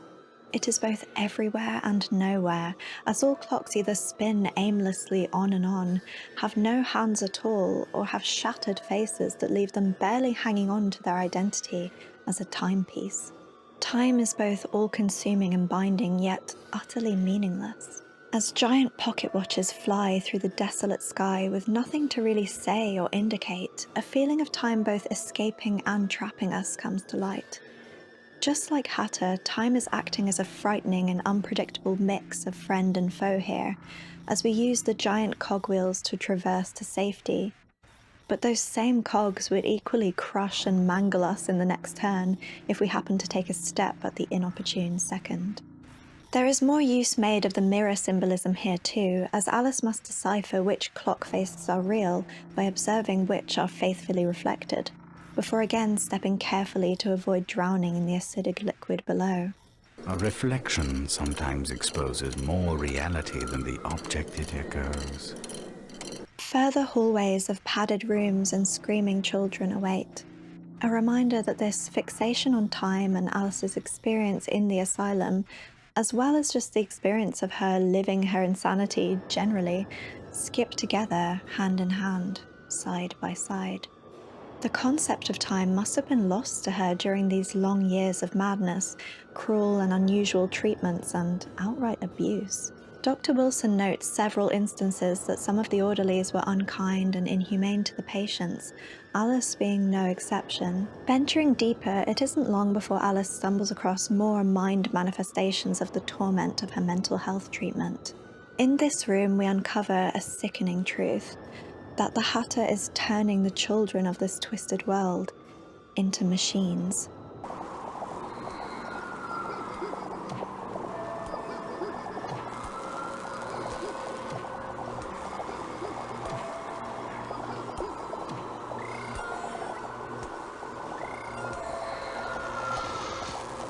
The automatons that we have had to dispatch all this time were once innocent children. This realization really disturbed me, as I already felt such a sorrow and disgust to see the state all these children were in, and I hoped to save them. The automatons to me represent the non-consensual element to an involuntary sectioning, where treatments of the body and mind are administered sometimes against the patient's own will. We know from both the notes and just the context of the time period that these treatments were often invasive, painful, and enacted on Alice even when she was catatonic. The automatons crashing through walls and being one of the most relentless attackers in the game certainly supports this. Now here we have also learned the fact that Hatter is determined to turn all of his subjects into mindless machines. This is another facet to explore, as Alice's real-world forcible treatments included heavy medicines and electric shock therapy to numb the body and mind. I know there have been many times where medicine has made me feel like a mindless robot and unable to feel like a person at all. The insane children being processed into machines is a pretty overt way of conveying life in a Victorian insane asylum, where traditional methods and cold clinical minds reign supreme when it comes to treatment. Also in this room, we find a pair of familiar faces if you have any knowledge of Alice's adventures in Wonderland, the Dormouse and the March Hare, who were in attendance at the Hatter's tea party in the original tale. Still dreaming of tea and seemingly barely aware of his current condition, Dormy seems to have almost entirely lost his mind, while the March Hare clings onto shreds of hope that we might just be there to free them. Dormy, wake up! Someone's come to release us! It's just a human, probably useless. Undo us, please, from this contraption. Or you could give us tea if you prefer. Were you impolite at table? Did you slap your tea? Or talk while chewing? Confess your crime. We've done nothing of the kind. It's the Hatter. He's gone quite mad, if I do say so. Oh, I beg your pardon. You are in real danger. Where is your host? Real danger? Are we? Really? Hare, I wish to go home. Evidently, I've worn out my welcome. The Hatter will be here at 6, sharp as clockwork. Misses no opportunity to deny us our tea. Most cruel, I'm sure. And his medicine makes me tired. Enlightening yet unsettling in equal measure, our conversation ends, leaving the Hare to be alternately submerged to the point of near drowning and shocked with agonizing bolts of electricity. The barely conscious Dormy doesn't have it any better, as he too is repeatedly electrocuted and appears to have been dissected and experimented on extensively, with many of his body parts and organs already having been replaced by machinery. These two sorry souls, and the purpose of this entire room in fact, symbolize the twisted perverting of innocence and individuality, the corruption and loss of personhood, and the dehumanization that Alice has endured at Routledge. We are descending into some raw and rotten wounds of the mind here. The March Hare's information about Hatter's punctuality in punishment is our first big clue on where we might entrap him, or more accurately, when. Heading off armed with knowledge that hurts more than any weapon. God, it's painful killing these now. Chesh drops by regularly to encourage our haste. Quick as mercury and mad from it, among other things. He is obsessed with time. Find him, or your own time may be short. Another ally awaits our presence behind the bars of a cage. The great and mighty-looking Griffin aids us further with more words of wisdom and encouragement. Those two seem to barely comprehend their situation. They're blithering idiots. But the Hatter does come at 6 on the dot. For his tea? No. To check his cruel experiments. Griffin offers sense and confidence where the Hare and Dormy could no longer. Though Griffin is caged, he appears to be mostly unaffected and undeterred by his entrapment. His mind intact and his will iron. He'll turn all the inhabitants into his automatons, or kill them in the attempt. That's simply awful. 6 o'clock, you say? 6 precisely, by that clock. Perhaps 6 comes early today. He understands exactly where they are and what is happening in reality, where the other victims seem to have been driven to confusion and madness. Not to mention those who are most far gone, like the insane children and the automatons, who have completely lost the ability to speak or have no autonomy at all. This just shows that there is a very complete and powerful part of Alice that maintains its courage, comprehension, understanding, and will to go on. There is a resilient part of her that resists the corrupting effect of the trauma and the ill treatment of the asylum. Part of her that knows what she must do and is absolutely capable of doing it. A part that has wings with which to take flight and soar, with a beak and claws with which to fight and protect itself, and with a clear mind with which to think for herself and be true. Only this part is caged, unable to be accessed freely. The Griffin's resistance of the forces which have stolen the individuality from all else that remains trapped here is a beacon of hope against subjugation. Speaking with him is the first moment since tumbling into this dark and hellish domain of madness that enduring suffering without losing one's sense of self feels in reach. The question that rears is, how do we unlock that cage? It seems that tea has become sort of a code for what Hatter does to his experiments. Both Hare and Dormy refer to his arrival as coming for tea, and when Alice questions Griffin on if 6 o'clock is tea time, he spells it out for what it is. Tea time is time for torture. Fitting then that soon Alice finds herself on a tea party table, suspended in a gloomy and frightening pocket of her mind, infested by nightmare spiders and giant teacups. To advance towards the Hatter, Alice must sink cubes of sugar along with herself into a burning liquid that bears no resemblance to a cozy cuppa at all. Alice cannot avoid harm here from what I could tell, having to hurt herself in a painful sacrifice that is so often required in the journey of healing and self-discovery. A bittersweet moment as the sugar dissolves and Alice's agency grows. This also reflected to me the fact that there are different sorts of pain that come with trauma. The pain that Alice and all her Wonderland's inhabitants have endured for so long feels so destructive and unhelpful. However, as we can see with the burns she receives from the liquid, some pain, like that we might experience when processing our trauma in a healthy way, can be both necessary and survivable. In fact, leading us to progress onto places we want to go and opening doors on the path to getting better. This is exactly the result, as the portal that opens leads to a lever that stops the clocks at 6 in order to lure out the Hatter, who we are simply itching to take care of.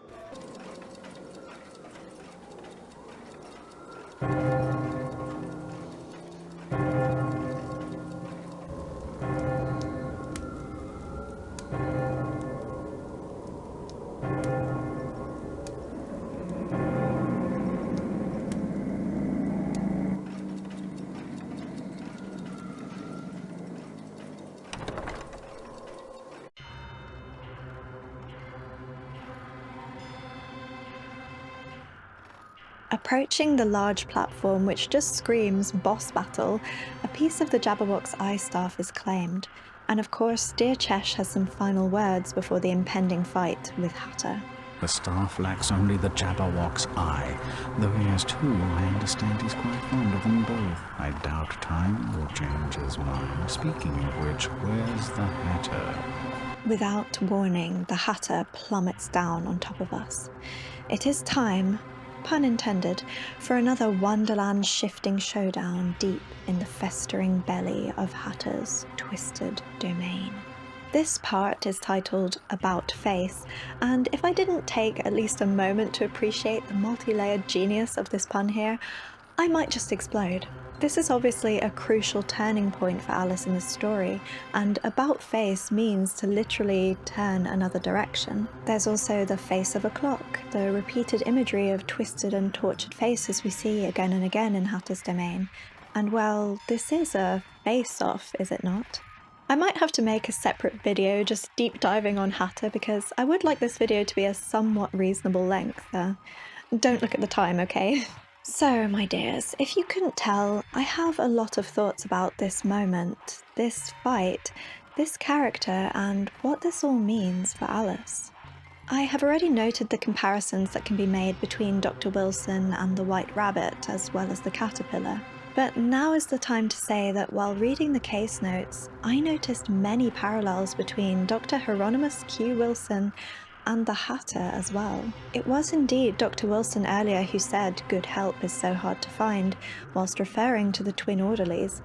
Sorry for that little cliffhanger. While it is certainly not a direct representation, as with all of Alice's inner machinations, there are several influences from the real world that create the different characters of her mind's wonderland. For example, the superintendent of the asylum seems to be a much more overt match to the cruelty and dominion over his subjects that the Hatter exerts. Not to mention that the twin orderlies are biologically related to this superintendent, creating a link there as well. But keeping in mind that nothing is exact and Dr. Wilson seems to be, at his core, a genuinely caring doctor who openly expresses disdain and discomfort to any purposeful ill treatment the orderlies might inflict on patients, there are still too many similarities and potential inspirations to miss out on exploring. First, we have to remember this is the 1800s, and many things that were considered legitimate mental health treatment back then would be seen as abhorrent and inhumane by today's standards. It also isn't unusual for health practitioners to fall into the trap of viewing the world from too much of a clinical viewpoint, and unintentionally having their judgment clouded by what makes logical sense, rather than looking at the possibility of individual differences between patients, taking into account their unique experiences, emotions, wishes, and personalities. Many hints in his writing lead us to understand that Routledge Asylum is stretched thin, with more patients than the staff can handle, and therefore people falling through the cracks, dying, or not being fully treated or understood. It's something that's still very relevant today, whereas someone who has had experience of the mental health care sector for most of my life, I can attest to the struggles between patients and well-meaning but uninformed staff. Even a good-intentioned doctor could cause harm and make someone feel like a lab experiment, and Dr. Wilson spends a great deal of his documentation writing about potentially harmful treatments he might try on Alice, even lamenting that a certain potion he had concocted killed another patient in the night, meaning he would have to experiment further before testing it on Alice. He describes her death as vexing, frustrated at the setback rather than upset by the death or worried for any potential harm to Alice, showing his detachment from the people and tendency to lean more towards the clinical and rational. Other examples of torturous treatments he either administered or planned are cold plasters and bloodletting, to which he admits he is curious to see her reaction. He seems intrigued to try shocking her. He force-feeds her a mixture including laudanum and camphor, both considered unsafe to ingest today and can cause death, as they did for that patient that died in the night. He uses restraints like handcuffs, leg locks and straitjackets, prolonged solitary confinement and abandonment, all with the intention of just trying to provoke some kind of emotional outburst, to no avail. Keep in mind that he is inflicting all of these experiments on a non-responsive person in these entries, as these were written before she began being able to speak again or move more than slow, slight movements. She was so still, in fact, that he writes about how she could easily be mistaken as dead, even comparing her to a mummified corpse in one entry. Her catatonia and freeze response are so severe, her reactions so subdued, that he notes a rumour that was spread that she must feel nothing, something Dr. Wilson says is a cruel suggestion without merit. There was no need to restrain her like this. Instead, it was all in the name of ambition and experimentation, in trying to get her to just react. In Dr. Wilson's very first entry, he even sarcastically describes receiving Alice into his care as being given the opportunity to treat a very troubled and difficult patient, which he describes as a dubious honour. Though dripping with irony, it is clear to see throughout his notes that he is at times blinded by his own ego and ambition, which gives these quips a bit of a double meaning, I feel. While recognizing Alice as a very complex case, unlikely to be treatable, he still several times seems to feel some confidence or excitement that he may be the one to cure the incurable.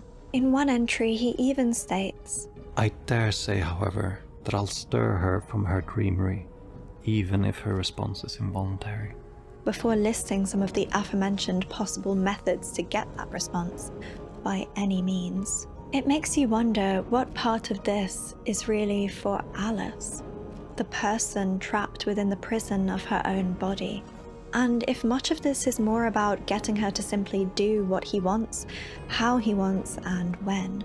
After all, her dreamery is part of her healing. Her drawings, her experiences in Wonderland are all her attempts to heal herself from this deep and agonizing trauma that Dr. Wilson just doesn't seem to grasp the full weight of. There are more clues to his hubris that come much later in the notes, so we will be exploring this further as the game progresses. An interesting thing to ponder at this stage, however, is that Dr. Wilson has retroactively gone back in his journal and written some notes to himself that often question, scold, or contradict his previous judgments or thoughts. All of those notes are dated as being in 1873 and 1874, which would be just before the events of the game, during, and after. This shows that as Alice experienced the events of American McGee's Alice, Dr. Wilson went through his own metamorphosis and self-exploration of sorts, which I just found to be a very interesting touch, since clearly treating Alice and going through part of her journey with her caused this.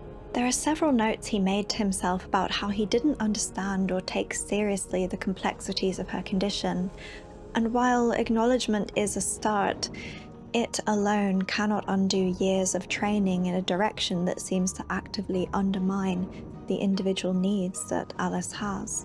As we explored earlier, when she began to be able to speak and draw, to express herself, it does seem that Dr. Wilson began to see her more as an individual person. However, he still continues to fail to engage with her internal world and her need to explore it, instead stubbornly pulling her towards methods that keep her bound to reality, alienating her. Even throughout what we see is her progress, he is unable to view it as such, and rather, though he is astounded and captivated by her stories of Wonderland, he continually complains that she is not producing his desired results. He is blind to what progress is for her as an individual, and not another list of milestones to tick off a set list. Something Griffin said earlier of the Hatter really pricked up my ears and made my suspicions and thoughts about Dr. Wilson set in stone. He seeks an impossible precision, like a watchmaker obsessed with infinitesimal fractions of seconds, or a mathematician who tries to square the circle. He'll turn all the inhabitants into his automatons, or kill them in the attempt. Dr. Wilson is trying to square a circle when he dismisses Alice's tales and drawings as nonsense and the ravings of an insane person. Though captivated by her worlds and impressed by her art, he is utterly unable to utilize it in his work with her, to view it as a therapeutic tool. Instead, over and over, he reverts back to old methods, or even disrupting her intuitive work by taking away her rabbit and pencils, submerging her in freezing water to cleanse her chaotic thinking, or dosing her with heavy drugs when she expresses unpleasant emotions. Dr. Wilson views only lucidity, rationality, control, and reality as progress, exhibited plainly in his notes when he writes, Her conversation can be clear, but her drawings show no such progress. He dismisses what could be viewed as self-exploration and understanding so many times because it doesn't look on the surface to be like the progress he expects. I don't know about you, but this just frustrates me so much because it's just so relatable. I just feel like I can understand this dynamic so deeply, having been there myself, sans the zapping and leeches, thankfully. When someone just absolutely does not understand you and what you need or how you operate, and in the process of correcting and rejecting your natural way of being, leads you to feel even more broken, wrong, and lost. The most tragic part is that they just aren't aware of what they're doing, because usually it's due to ignorance and a lack of willingness to deviate from a one-size-fits-all way of treating mentally unwell people. It's just sad, and I'm so glad it gets to be explored here. The Hatter's slow, emotionless, methodical walk mirrors the often slow, emotionless, and methodical nature of a therapeutic process. The obsession with time and checking on his experiments, another nod to the inflexibility of an allocated time slot, but reliable sameness of a psychiatrist.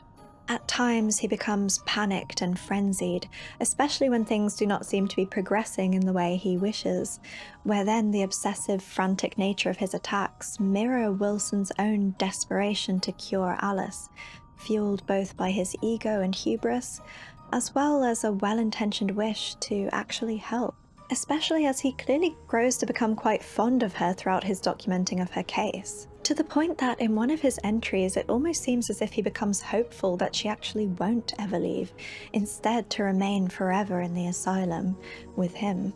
Just makes me think back to Hatter insisting his friend status to Alice earlier and being unable or unwilling to divulge to her how she might free herself from the asylum. In Wilson's case notes, he frequently flits between fascinated curiosity to near certain despair and surrender, suddenly able to convince himself entirely of Alice's doom. At times he seems to do things merely for the sake of documenting the result, rather than because he's hopeful it will actually help. He often writes about Alice as if she were some project to be prodded, studied, and tinkered with, at times seeming to relish in their dynamic as if it was some sort of game. I do not think Dr. Wilson is a cruel, bad, or evil person. In fact, he does seem to genuinely wish for Alice's reclamation of herself. I feel his biggest downfall is he's too clouded by his own deep need for rationality, and his inability to let go of his own ego, which tells him to do anything possible to just gain control of an unruly patient. He is, of course, also a product of his time, as I mentioned before, a Victorian doctor with traditional ideas and limited by the guidelines and rules put upon him. There are many times I feel a deep empathy for him, because beneath all the misguided ignorance, there is a painful wish he has to be able to understand her and to have been able to help her in a more complete way. I really like the complexity of Dr. Wilson and the parts of him that are embodied by the Hatter, because once again this game manages to honour the complexities of experiences and people, which makes it feel just so real. To defeat the Hatter, and in my mind to change the course of the therapeutic relationship, Alice needs to literally blow Hatter's mind.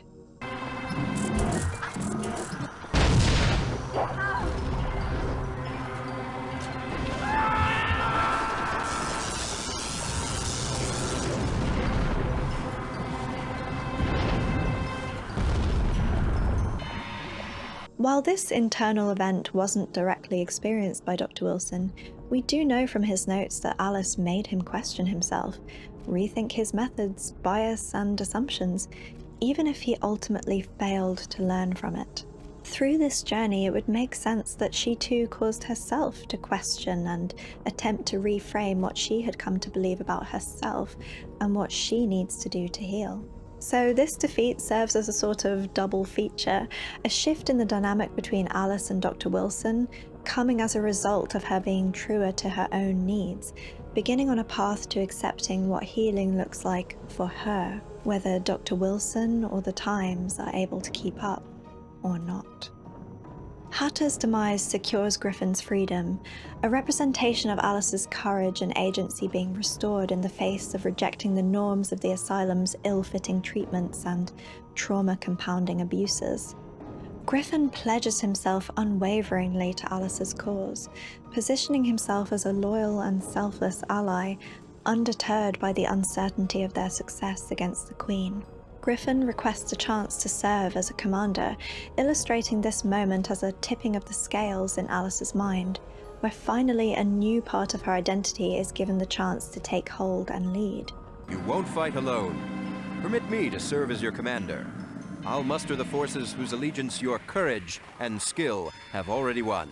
He assures Alice that the immense progress she has already made has inspired many others to join this cause, and that she is far from alone. Griffin was always one of my favourite parts of Alice, and his strength and resolve in the face of such chaos is so inspiring. It really makes you feel like you could just do anything. I think as a child, just being told and really feeling I wasn't alone was a sentiment I had no access to beyond the bounds of my favourite movies and games. This moment is one that clung to my heart, and I think in many ways it remained flying with Griffin for all these years, keeping me going in my darkest times. How shall we prepare for battle? An assault on the Queen depends on breaching the gates to her kingdom. Only the Jabberwock's eye staff can pry them open. If you open the gates, I'll lead the troops to victory. Let us right the wrongs of this world together. With those words and the promise of together, we take off to face these terrible unknowns, anxious and unsure, but ready.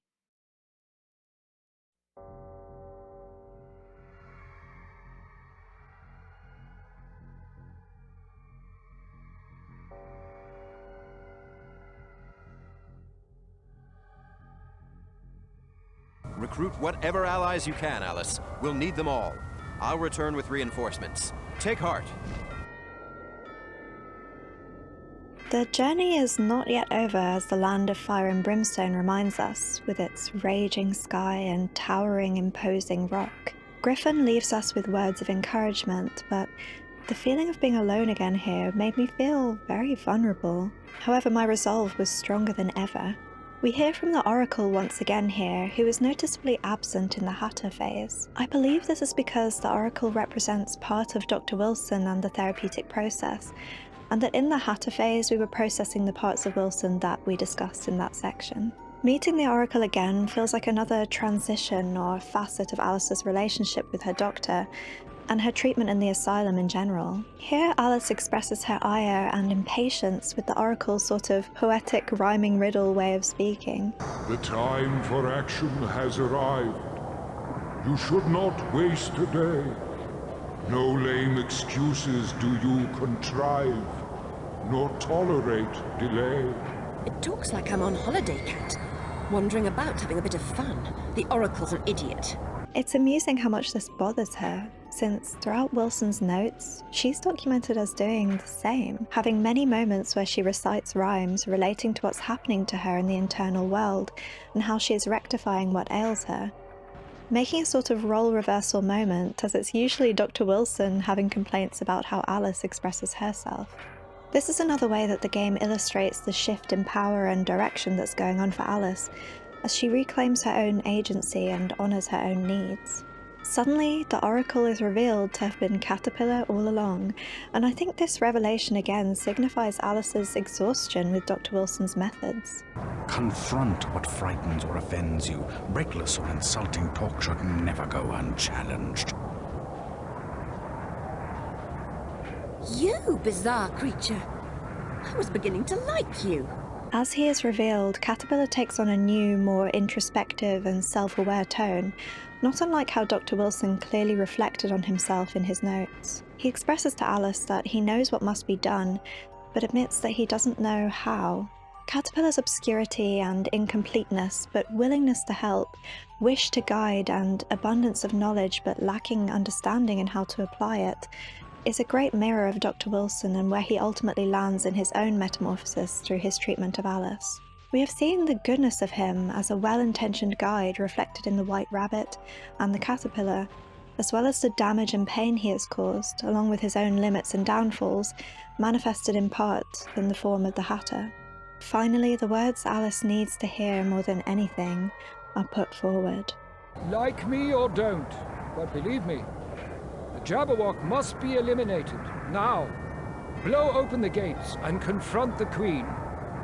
I don't have the final piece of the staff. Without his eye, how can it be done? I don't know, but you must. The situation is urgent. What good are you to me? I'm supposed to attack this ferocious creature, but I'm not even sure this is my fight. It's no one else's, Alice. Only you can save yourself. Alice is not yet able to embrace this, but it is a crucial moment for her to hear it, as it's the next painful truth she must learn to fully accept. Save myself? From death? Is that it? Is that why I've come here? I'm not afraid to die. At times I've welcomed death. Not death. What then? A fate worse than death? I'm not stupid, don't make me think you are. Alice does not yet fully feel the importance of her life. She does not yet fully understand what she has to lose if she doesn't learn how to live again. But Caterpillar's words seem to really reach her here. Think what you will, but know this. You withdrew from your world after the fire because you could not bear your terrible loss. When you answered Rabbit's call, you began to emerge from your tragedy. Stay on this path, Alice. Save yourself, and you will save Wonderland. You will restore us all. What I've been feeling, I am beginning to understand. I broke this world, and only I can repair it. Go well, Alice. The Jabberwock waits. With Griffin as your partner, you have reason to hope for success. He's the strongest among us.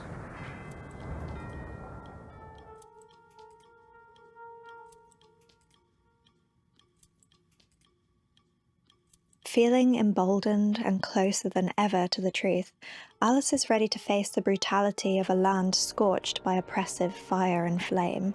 This area is very challenging just to navigate, and I had several moments of misfortune where I simply flew right over platforms or over-adjusted Alice's flailing body as it hurtled much further than intended, and ended up falling where sometimes I would have landed had I just not panicked. It is very difficult at times to gauge jumps due to the light weight of her model and the variety of shapes of landing spots here, making it a struggle to see whether something will cause you to slip or not.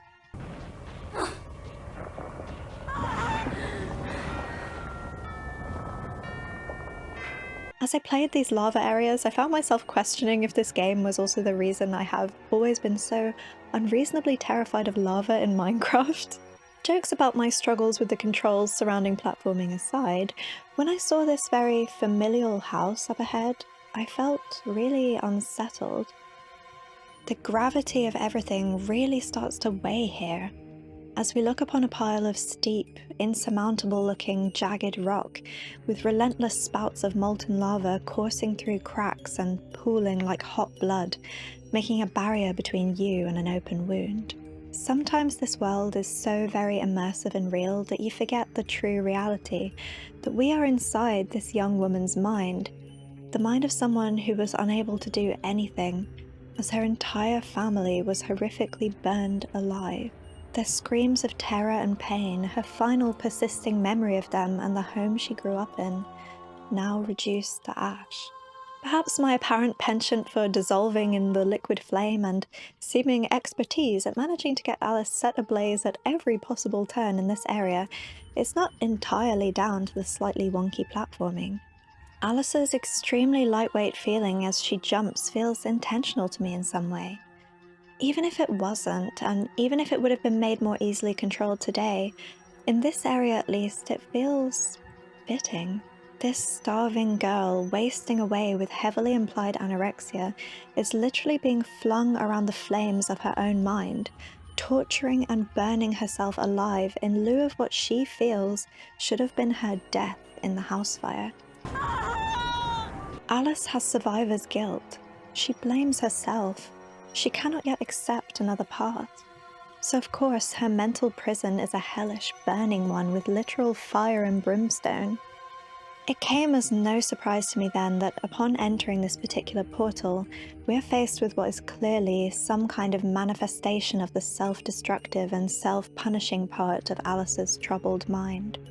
The Jabberwock stands in the centre of a burning family home, thick and endless shadow stretching out beyond the dilapidated walls as far as the eye can see, lambasting us with shame over everything, even our apparent lateness in meeting him here. You've kept me waiting, Alice. Have you never heard that punctuality is a virtue? You and my dentist's assistant have much in common. I feel the voice acting here is absolutely incredible. The menacing nature of a deep, droning monologue encapsulates the inescapability of a harsh and cruel inner critic that often rears its ugly head when suffering with depression, abuse, or other mental health issues. That voice that smothers your thoughts over and over each day, drowning out all hope, extinguishing any feeble flames of self-care that may try to burn. As he paces impatiently, he twists the narrative of the story, centering Alice as a self-absorbed, selfish, uncaring villain who willfully allowed her family to perish. You're habitually late, aren't you? Between your dim-witted daydreaming and your creamy vanity, the hours just fly by. There's barely time for anything else. That the best you can do? Hurl second-rate insults, they don't hurt. Your family was expecting you to come to them, weren't they? Perhaps they thought you might warn them of the danger, being close to the source as you were. But they waited in vain, didn't they? And died for their trouble. We were all asleep. It was an accident. Selfish, misbegotten, and unnatural child. You smelled the smoke, but you were in dreamland taking tea with your friends. You couldn't be bothered. Your room was protected and spared, while your family upstairs roasted in an inferno of incredible horror. Clearly, these are the lies that Alice feeds herself, the harsh words of a mind so utterly racked with guilt that it has been driven to insanity. We saw the reality ourselves in the opening scene, how her family were begging her to escape, wishing for her survival, understanding the impossibility of their situation. We saw how she approached their door. She wanted to save them.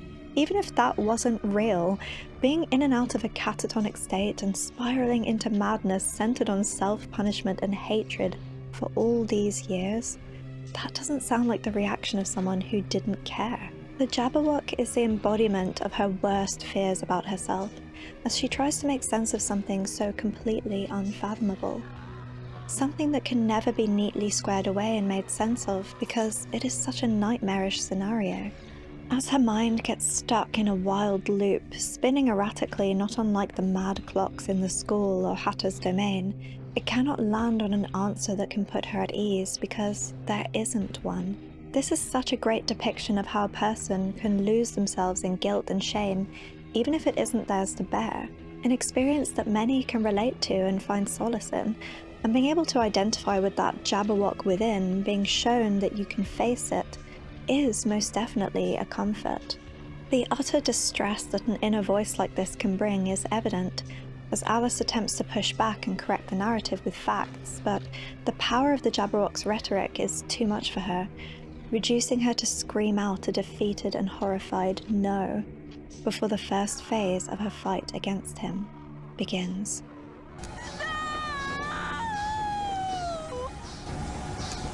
Unsurprisingly, the main attack of the Jabberwock is to release a powerful blast of fire from his unfurled jaws, setting Alice ablaze over and over, sending her screams ringing out in the crumbling building.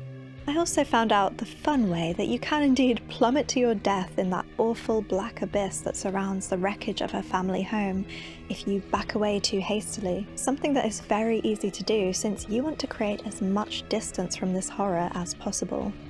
And yet you are totally confined to this tiny space. A great visual representation of how trapped in and tortured Alice is by these thoughts when she tries to face them.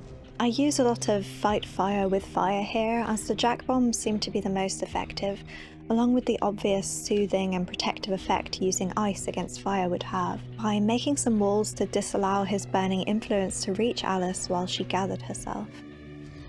Just as I was feeling completely overwhelmed and hopeless, Griffin descends into this helpless scene, snatching the Jabberwock's eye straight from his skull as he was weakened and distracted by the fight. With Griffin as a manifestation of Alice's courage and keenness to pursue justice and truth, this moment is heavily symbolic of her having finally taken a grip of the inner critic and peeling away one essential part of its false narrative. While the Jabberwock does flee here and manages to successfully escape, Griffin emboldens us once again with the knowledge that we are not alone in the fight to come, that he and many others have now gathered on the side of Alice regaining control over her wonderland, to usurp the corrupt queen and rid her mind of the devastation that has been wrought. This scene really stood out to me when I first played American McGee's Alice because I remember as a child, and even now, often envisioning my childhood home as being like trying to live in a burning building just like this. Only the ones around you keep lighting matches and behave as though there's nothing going on. Or if it is, that it's probably my own fault. The idea that a griffin might swoop in with the truth and justice I felt so desperate for deep inside was something I held on to very much, even if I didn't fully understand why yet. With the Jabberwock's eye staff now finally complete, a symbol of her hope, courage, and will, Alice blasts through what once was an impenetrable wall, rippling with the pained faces of tortured souls and emotions she could not previously get through.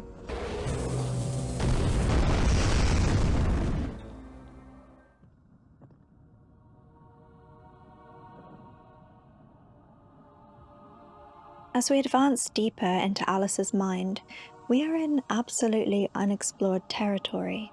Alice now has at least some grip on the Jabberwock, the punishing voice within, having weakened him greatly through attacks and Griffin having plucked one of his eyes. Though positive, this is also new and confusing, as we can clearly read in Wilson's case notes that Alice has never come this far in her mental journey before. What better way to represent this than a series of disorientating mazes where relentless foes lurk around every corner, and each maze is separated by a deadly platforming interlude.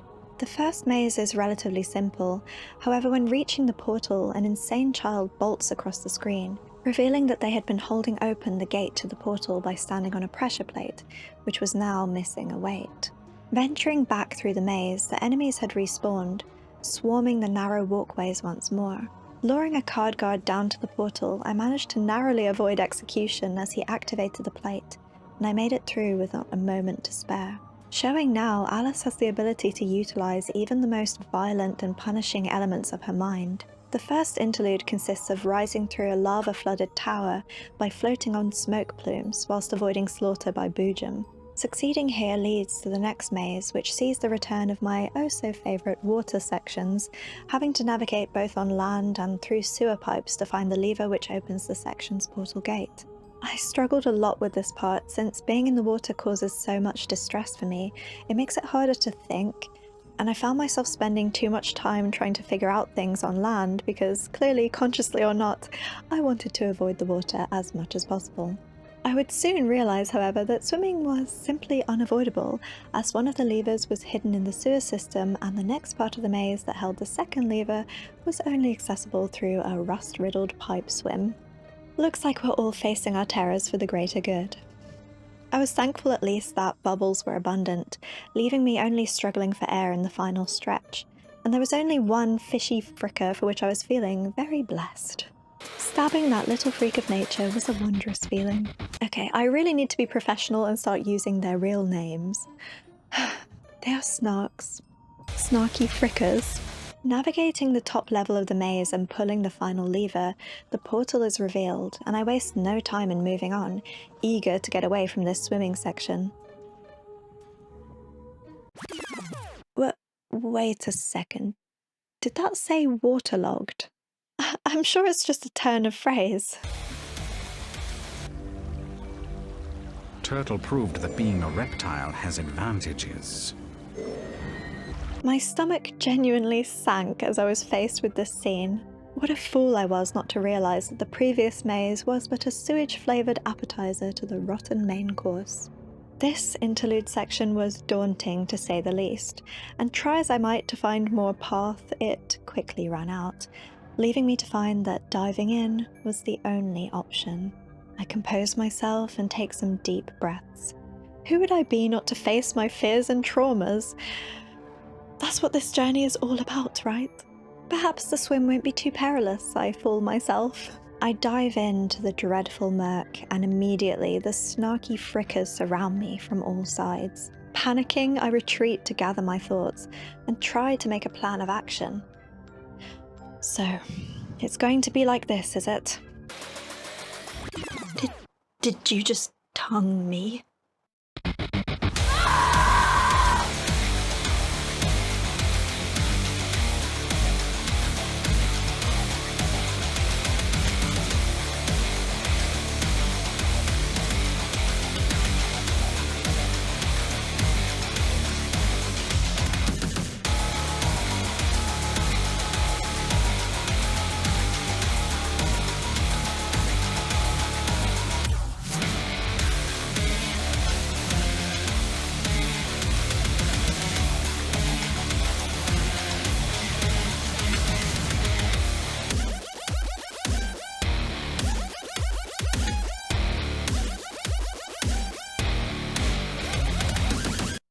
say about this section is that I hated every moment of it, and I say that with the utmost love.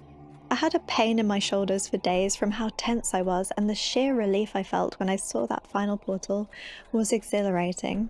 I was pretty worn down from the stress of the water section, so I almost felt like taking a break when the next maze was revealed. You can press C at any time to call on Chesh for some words of advice, encouragement, or for something to roll your eyes and begrudgingly smirk at. Tapping the key, needing to see that toothy grin of his, Chesh came through with what I think is something that not only I needed to hear. Only the foolish believe suffering is just wages for being different. Only the foolish believe suffering is just wages for being different. I don't know if this sounds silly, but that line really touched me in that moment, and even just thinking about it now. As an autistic person who was late diagnosed, it got to me in a particularly raw way. I remember even by the first time I played this game as a 9-year-old, I had already been long suffering the effects of being seen as weird or different by others. I grew up not really understanding why I seemed to hear those words so often, and not understanding what was fundamentally wrong with me that I didn't seem able to fix, try as I might. I found safety and understanding in other strange and unusual stories or characters where I could experience connection and be myself instead of shutting down and wondering what made me so hateable. Looking back, of course, with the power of hindsight, I can see there was nothing wrong with me, and I need not have suffered if only someone had helped me see that being different was okay, and I wasn't even the only one by far. I've spent my whole life being pressured to just conform to a certain way of being, to just submit, do as others do or say, and then everything would be just fine. This sort of cruel and irrational belief had the opposite effect, instead pushing me further into misery, sadness, and self-hatred, leaving me suffering with those without freedom of access to the tools that would have helped me cope with them. Tools like indulging in special interests, art, writing, poetry, self-expression, and following my needs even if they aren't always conventional. Similar to Alice, forcing me to resort to harmful and secretive coping mechanisms like struggles with eating, self-harming, and social isolation. I share this because I think the messages in this game are just so imperative for anyone who might be in a similar place. Crushing their true selves to try to placate and please others. And the ironic thing is, I bet those same people aren't even pleased with you, are they? One of the most powerful things I think we can all take from this game is just to be yourself, embrace yourself, even the painful parts you've grown to detest or the things that others try to force out of you or in. If you aren't even harming anyone just by being yourself, why should you be the only one that has to suffer? Do not allow your body and mind to be the home for someone else's discomfort or need for control. Reinvigorated by these thoughts, I took my Alice further into the maze, preparing for our labyrinthine revenge.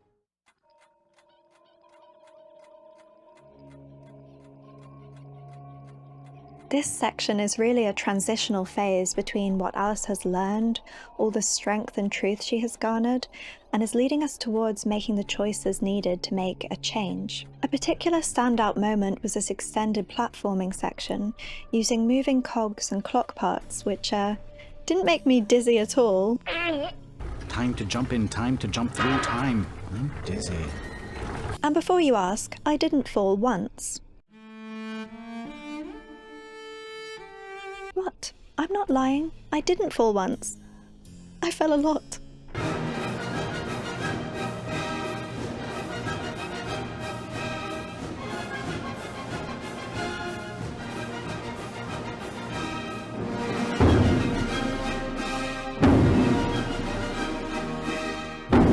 Barely making it onto that final platform to the last portal, I nervously await what must be the next big battle for Alice's life. Back out in the open, under the burning sky, Griffin awaits us, facing off alone against the dreaded Jabberwock. A bridge towards the end of our journey lies ahead, but it is clear we cannot cross until the beast is defeated once and for all. The Queen would simply be too powerful if the Jabberwock remained by her side. Aware of this fact, the brave Griffin makes the first move, both creatures launching themselves into a fatal exchange. This is a fight between Alice's courage and her fear, her knowledge of the truth and her self-deception, her will to go on and her desire to just die. With his relentless flame and the force of his twisted body, the Jabberwock sends Griffin plummeting to the ground below, quite literally burning the bridge behind us. No turning back now. How typical. How foolish you were to think you could overcome your guilt. No time to tend to Griffin's wounds. The Jabberwock waits for nothing as this pivotal fight begins. Alice must face her inner critic, her self-deception and hatred, or risk everything. Cruelly, the entire battle takes place over the sprawled-out body of our loyal friend, who's slowly losing his life as we fight for ours. But as with all deaths here, this is again a moment of change, not needing to be an end. Griffin may be losing his life before us, but in fighting the Jabberwock, Alice is actively building on a renewed courage that can only truly take hold in the place of what was there before.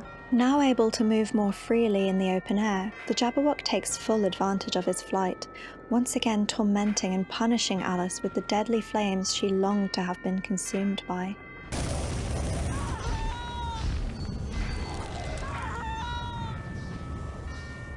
The icy walls struggling now to provide a barrier between her and the vicious attack. Will is what is needed here, a lot of it. The will to survive, the will to believe that Griffin might yet live, the will to withstand the excruciating burning and just maybe see this through to the end. With all of our friends in mind, all the suffering of our wonderland igniting a fire in Alice's heart that raged with a force greater than the flames of the Jabberwock's jaws. He was defeated.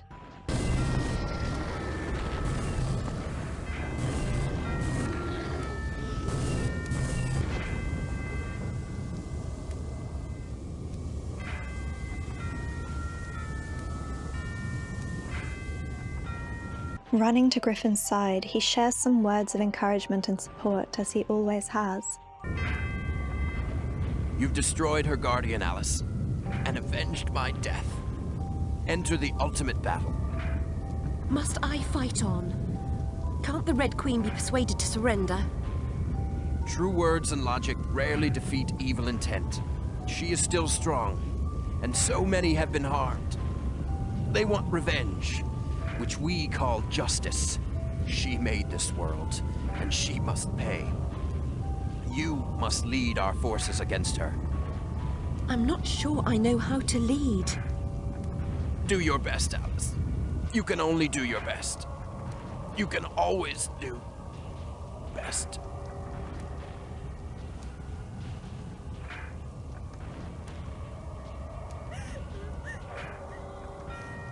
Another dear friend, gone. But his words penetrate the heart. Alice must now be the one to learn how to guide herself, to learn to rely on the courage that Griffin represents inside her, to understand that she embodies all the pieces of herself that she loves, that these characters with such strength and understanding are her and will always be there, no matter what form they take at different stages of her life. Above all, Griffin reminds her that it's okay to not be able to be perfect in this journey, that she can only do her best, and that is enough. Enough to avenge him, enough to restore Wonderland, enough to be worthy of freedom from all of this torture and trauma. Clearly deeply affected by this loss, Alice sobs by his side. But in a marked difference from previous grief and misfortune, she stands up again, ready to carry on. She does not succumb to the self-pity and blame. She does not need a stern word from Cheshire Cat or a reminder of what she must focus on. Alice's sights are set at this point. Alice has started to believe in herself and believe that she might have the power to make Wonderland a place of beauty and peace once again.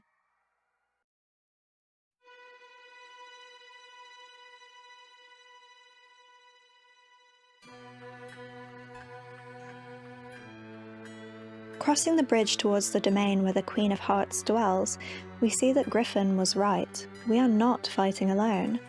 Pale pieces battle with the oppressive card guards, warring over the burning lava streams and crumbling pathways that signal both the danger and fragility of this place.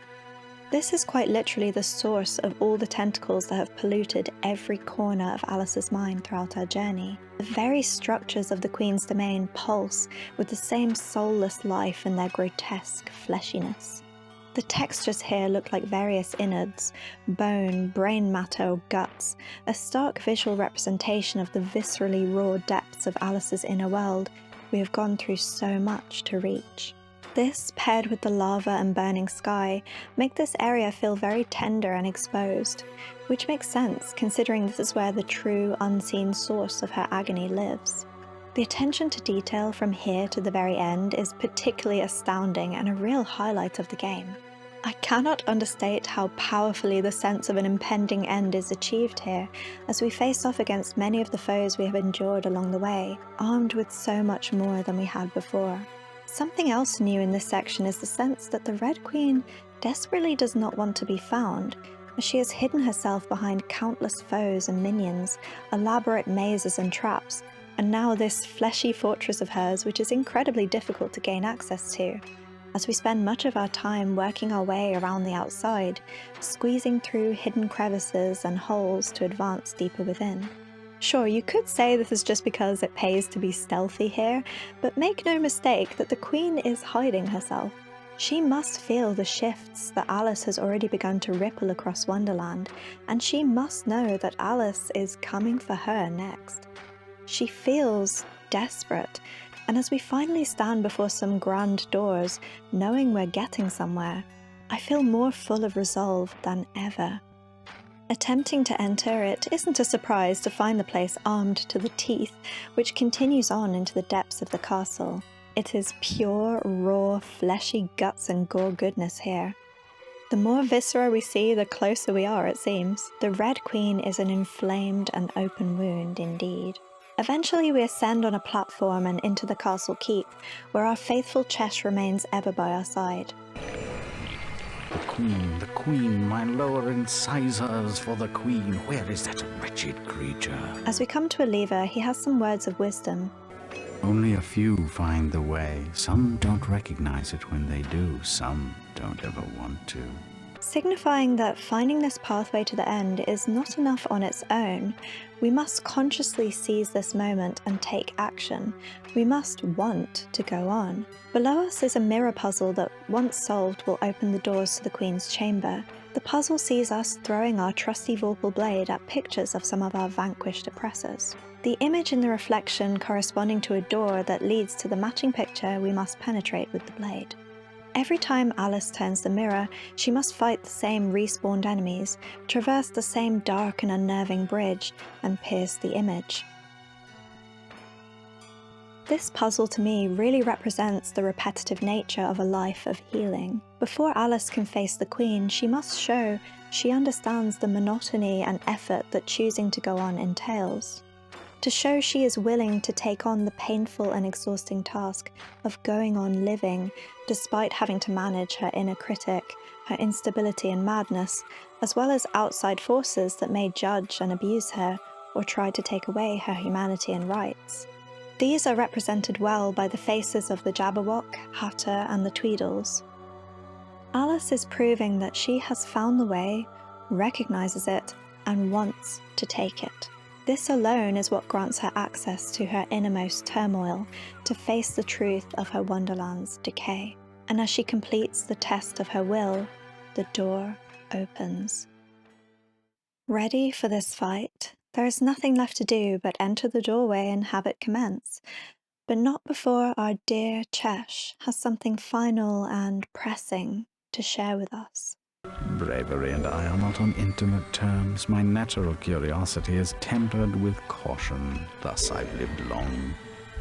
But now, ignoring my instinct to flee or fib, I speak the truth without regard to consequence. Your courage deserves no less. You've suffered great pain, and you've caused some. You've endured deep grief and feelings of guilt, but you will be tested by a more wrenching anguish, Alice. There is worse to come. You and this Red Queen cannot both survive. You are two parts of the same...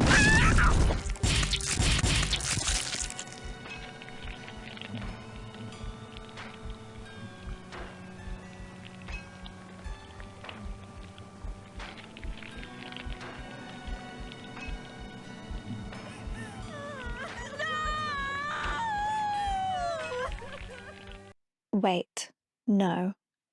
No, it cannot be.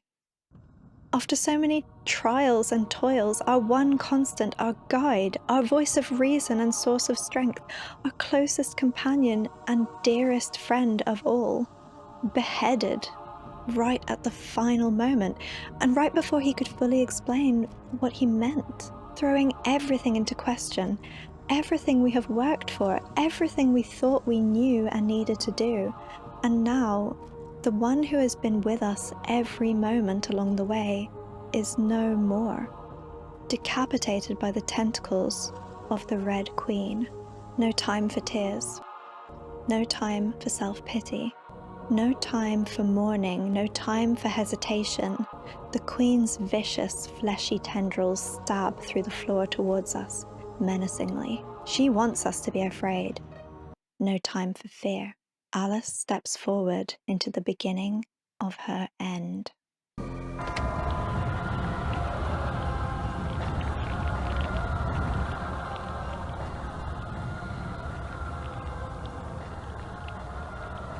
Who am I? Off with her head.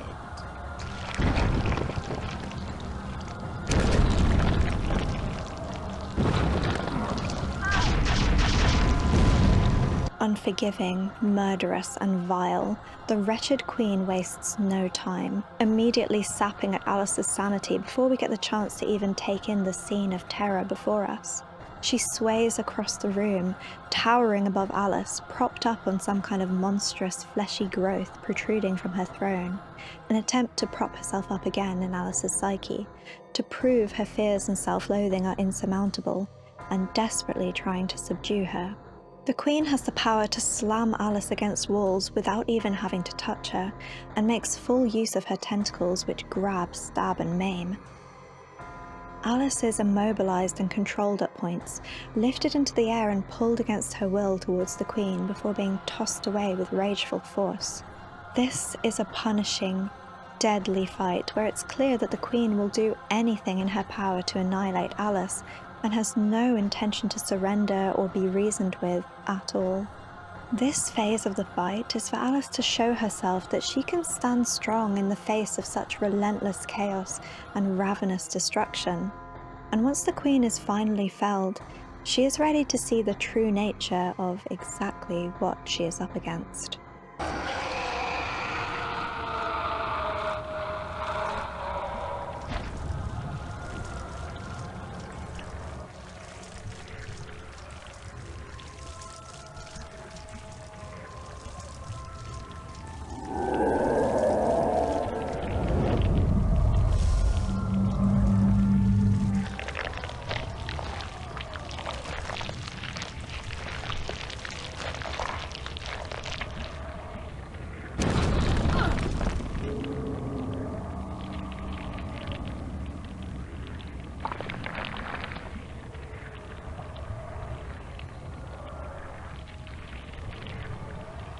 I rule Wonderland alone.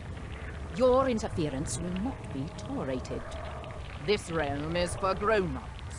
Raw, well-ordered, ruthless, careening on the jagged edge of reality. Self-pitying dreamers are not wanted here. They cannot survive here. You fear the truth. You live in shadows. Your pathetic attempts to reclaim your sanity have failed. Retreat to the sterile safety of your self-delusions, or risk inevitable annihilation. If you destroy me, you destroy yourself. Leave now, and some hollow part of you may survive. Stay and I will break you down. You will lose yourself forever!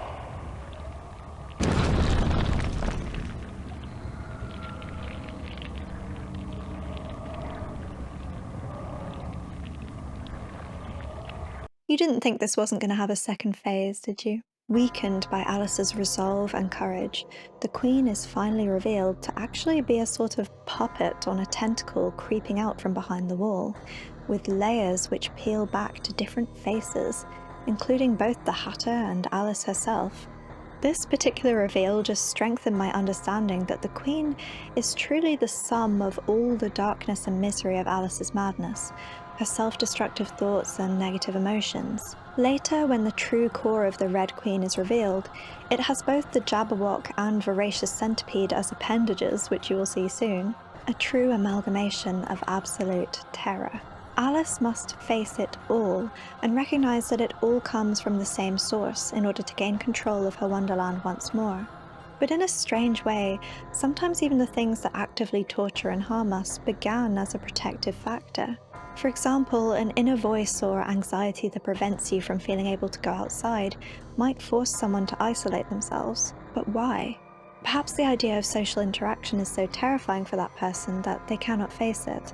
The social anxiety and terror of being amongst others can force someone into an almost cocoon-like state, staying in the safe bounds of their walls where nothing and no one can harm them, because they never meet anyone. In a sense, it's protecting the sufferer from re-experiencing whatever trauma or struggle made them feel this way in the first place. If you simply freeze and do nothing at all, nothing can ever happen to you. The damage comes from the mind being biased towards fear and ending up trapping the person in the false belief that they could never have positive, healing, or nourishing interactions and friendships with others. The problems arise when the protective factor is twisted and warped into a cage that causes further pain rather than healing. In American McGee's Alice, we see Alice's catatonic cocoon-like state become a prison in which her mind is corrupted by shame and self-blame for an event that was a tragedy she was not at fault for. Minor spoilers for Madness Returns, but in that game we find out for an absolute fact that none of this was her fault at all. As we reach the true heart of darkness, the end is near. The true form of Alice's torment and madness reveals itself, and my mind is drawn to the case notes we have been exploring throughout this video. The very last entry is particularly interesting, as it contains none of Dr. Wilson's thoughts or notes at all, only the final verse of the ongoing rhyme Alice has been conveying to him throughout her treatment. If it's my keen invention you'd like to destroy, I'll withstand your best shot. I've got the right toy. When considering the meaning of this closing line, many different possibilities came to mind, and one thing I love so much about this game is that so many things are left up to interpretation. The right toy brought my mind to the Jabberwock's eye staff at first, since it was such an integral part of the game, being something we had to piece together rather than simply collect like any other weapon. It was also the only weapon that was essential to the actual story, which makes it an obvious choice. But being the final rhyme that comes just before Alice's release from the asylum, this has to be referring to the final fight with the Queen's true form, the Heart of Darkness. There is another weapon that may be being referred to here if this is the case, which is the blunderbuss, an optional weapon that can only be obtained at 2 points in the game. One of these points is literally in the final boss arena in the second phase of the Queen's fight. If that isn't screaming, "This is what you want to use here," I don't know what is. The opening that intermittently gapes apart in the core of the Queen is the perfect spot to launch the devastating shots from the blunderbuss, which use the entirety of Alice's will to produce. The amount of will it takes to use a single shot, and how effective it is at taking down this monstrosity, tells me that this is the canon way to end the monarch's reign, and is in fact the toy referred to in the rhyme. In terms of the keen invention, the Queen herself is an invention of Alice's mind, and as the Cheshire Cat attempted to convey before his execution, Alice and the Queen are in many ways one. So the pronouns of me and you could be attributed to either of them, swapped and flipped to change the meaning and perspective. If it's my keen invention you'd like to destroy, could be Alice referring to her wonderland, what was once a safe place to explore herself within, and for the different elements of her being to exist and process the world. Equally, it could be the Queen referring to her locking down of Wonderland, her vast tangle of tentacles that influence Alice's mind and keep her trapped in a catatonic state, unable to move or express herself, but equally protected from being able to go out into the world and risk experiencing more tragedy or trauma. How a coping mechanism can become destructive. "I'll withstand your best shot" could again be equally expressed from the lips of Alice or the Queen. In the final fight, there is no possibility for melee or up-close attacks, only shots from afar, and both the Red Queen's projectiles and the Blunderbuss's will definitely have the best and most powerful shots in the game. Ultimately, this fight is about which part of Alice is most capable of withstanding the best that the other has to offer.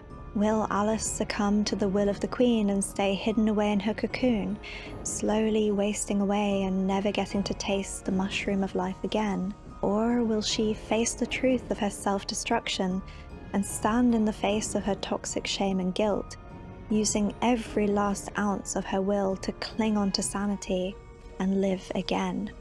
As I give this tormenting creature my best shot, I do it for Wonderland, for our fallen friends, for Alice, and for that 9-year-old girl who found her own Wonderland playing this game. That I hope now I'm doing my best as I continue on my journey to protect that too.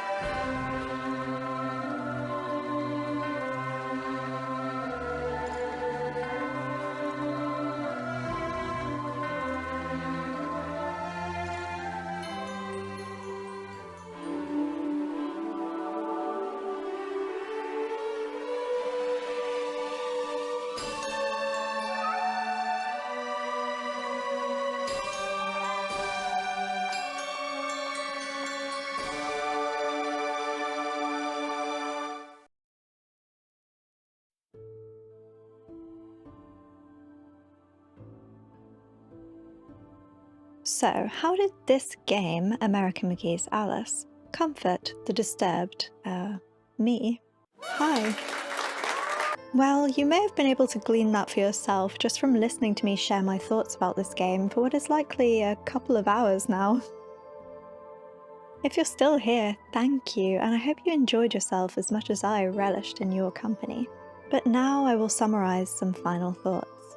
This is a story about hope, strength, and finding light in even the darkest of places. That even those who seem too far gone, unchangeable and helpless, need not be so. That even the most tortured and broken of souls may still have their mind and heart, and the will to go on, no matter what someone else might judge from the outside. That the mentally ill, abused, devastated and tortured are still people who want to gain control of their lives and learn to live, who may have dreams, intellect, capability and creativity behind the cracked and damaged parts of themselves. That a person is a complex sum of many parts that aren't always easy to piece back together if something tears them apart and winds tentacles of shame, loathing, fear and pain around them all. That seeking to understand and have empathy is important, but equally important is choosing who or what you pour your energy into, or cut yourself off from. Snicker snack. The story does all of this without stereotyping toxic positivity or shying away from the reality that mental illness is difficult, complicated, and ugly, that it is unfair and cruel.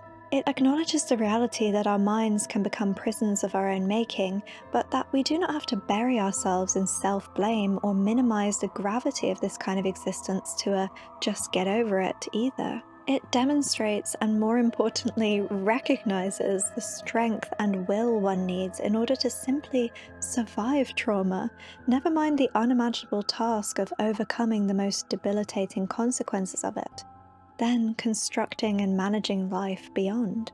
The game is witty and funny with many comical moments, whilst managing to never ever make mental illness or the sufferers the butt of the joke. The game ensures Alice's illness is made clear as a severe and consuming part of her, whilst also portraying her as a full and fleshed out person who does not have to be defined by it.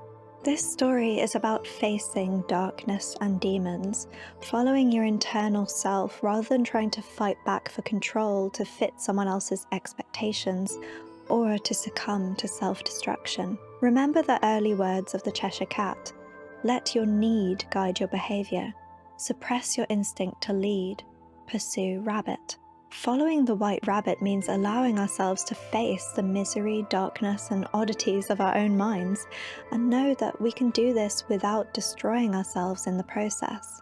To immerse ourselves in and embrace the madness. To move, to speak, to express, to be. This game means so much to me, and it always will. There is a comfort I find in Alice and how her story is handled that will probably never be matched by any other media.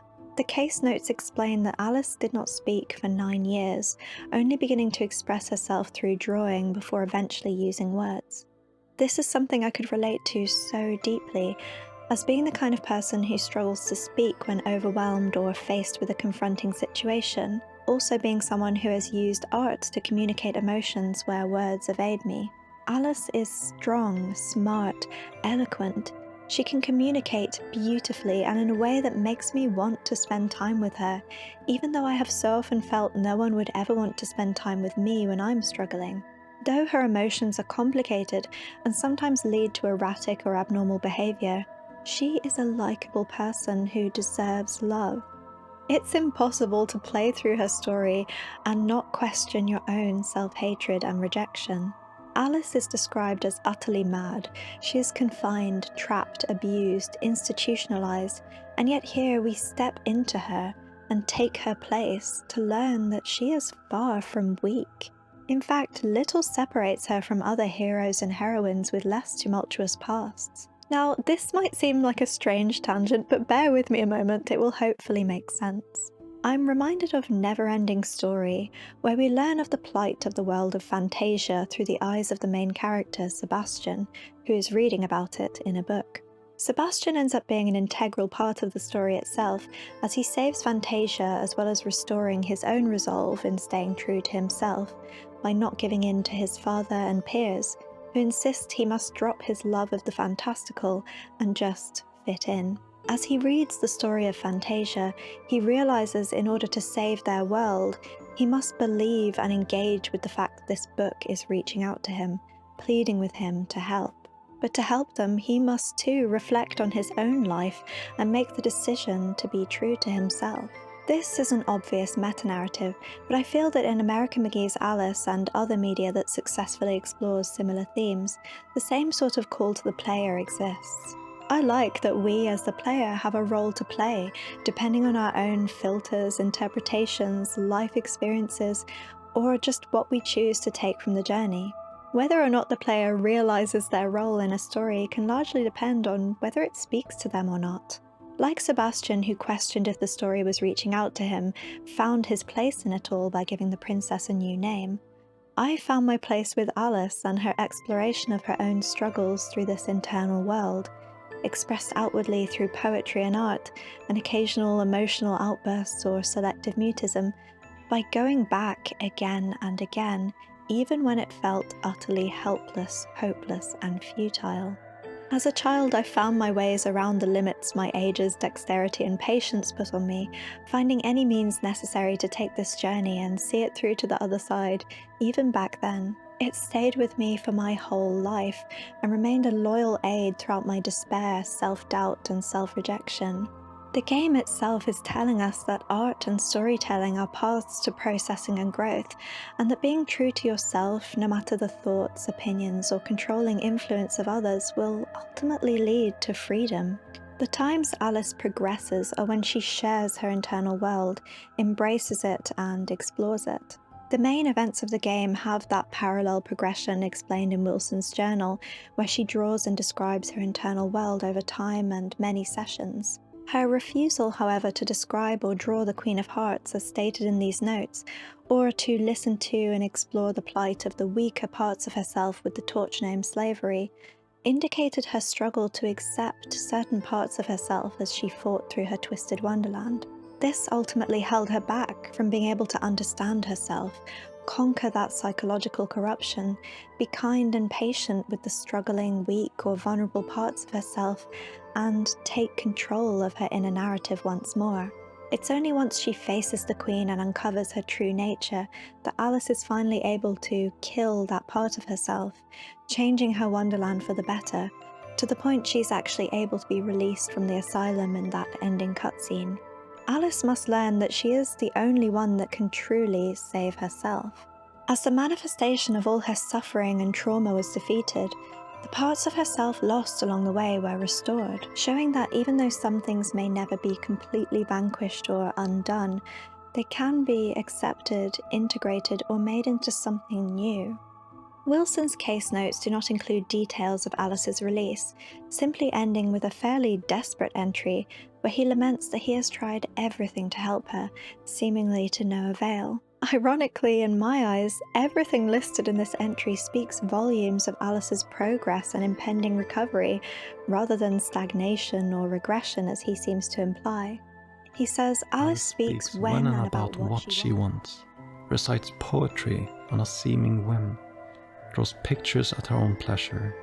She does nothing at my command, instruction, entreaty or request. She's become very willful, and nothing I do or say makes a difference. Alice is taking back her agency, expressing her emotions in a healthy way through creative means of art and poetry. She has found her voice and replenished her will, which, as we know, is her ammunition, the power she needs to withstand the difficulties and pain life with trauma and mental illness may throw at her. From the limited and clinical perspective Dr. Wilson has, the word willful is meant as a criticism here, but I felt it aligned with the mirrored and true perspective of her actually becoming full of will, too perfectly to ignore. He does go on to express his wish that she will end the reign of the Red Queen and her minions, restoring her wonderland and curing herself, daring to hope for a day where Alice will be able to regain balance and leave the asylum. But his fears were evident in the final line of this entry, where he states that there are still times when he is certain she will remain trapped with him forever. He isn't wrong to be afraid, as I've said, there is a second game which shows there is still much work to be done, and Alice needs much more support than has been available to her. As is the case with many who struggle with such things, trying to exist in a world with PTSD and mental illness is an ongoing struggle that takes a lifetime to manage and keep stable. I like that this game series acknowledges that and portrays the reality that even huge progress isn't always the end of the road, but that ultimately, no matter how daunting or painful, the next journey is worth taking. When the path is problematical, consider a leap of faith. Ultimately, this game perfectly, absolutely perfectly honors the story of a traumatized and mentally ill woman. American McGee's Alice didn't only make me feel seen, it reminded me that strength can come from embracing the parts of myself that others deem broken or weird. That there is beauty to be found in or created from the places within that I felt most compelled to reject. That no matter where I am in my ever-changing journey, I will always have myself to rely on, and I will always have art and stories to heal my heart and replenish my will to go on when I'm at the edge of losing sanity. Now, before I go, there is one final story to tie everything together here. It was clear to me, even when I first played this game as a child and had no knowledge of the creator's experiences or motivations, that whoever conceptualized such an experience knew me, those hidden parts of every individual Alice that tumbled into this game. They knew the parts of me I refused to draw, just as Alice refused to put her own tormenting Red Queen to paper. American McGee has previously shared his own formative struggles, likening his upbringing to being akin to a long string of episodes of Sally Jesse Raphael, his mother a hands-off parent who eventually abandoned him at just 16, and his father, mostly absent save for a terrifying incident of brutality, where in a state of sudden, inexplicable, alcohol-drenched rage, he violently attacked his son. To save himself from death, McGee convinced his father to go on a drive for more alcohol, leading to his escape and to his father crashing his car into a telephone pole. This was on his 13th birthday and was the first time they had met. His mother's response to this, threatening to call the police on American for stealing her car in order to distract his violent father. This singular episode is enough to explain to me why American McGee's Alice feels so much like a second skin. Where neglect, abuse, and alcoholism live, happiness cannot. But clearly, something else can bloom from the blood-soaked dirt. And just look at what he created. I want to end this video with some words from American McGee himself that were just so apt that nothing else seemed right in their stead. With what happened in my life, I'll never forget who I am, he says. Because over and over again, the only thing that pulled me through is me.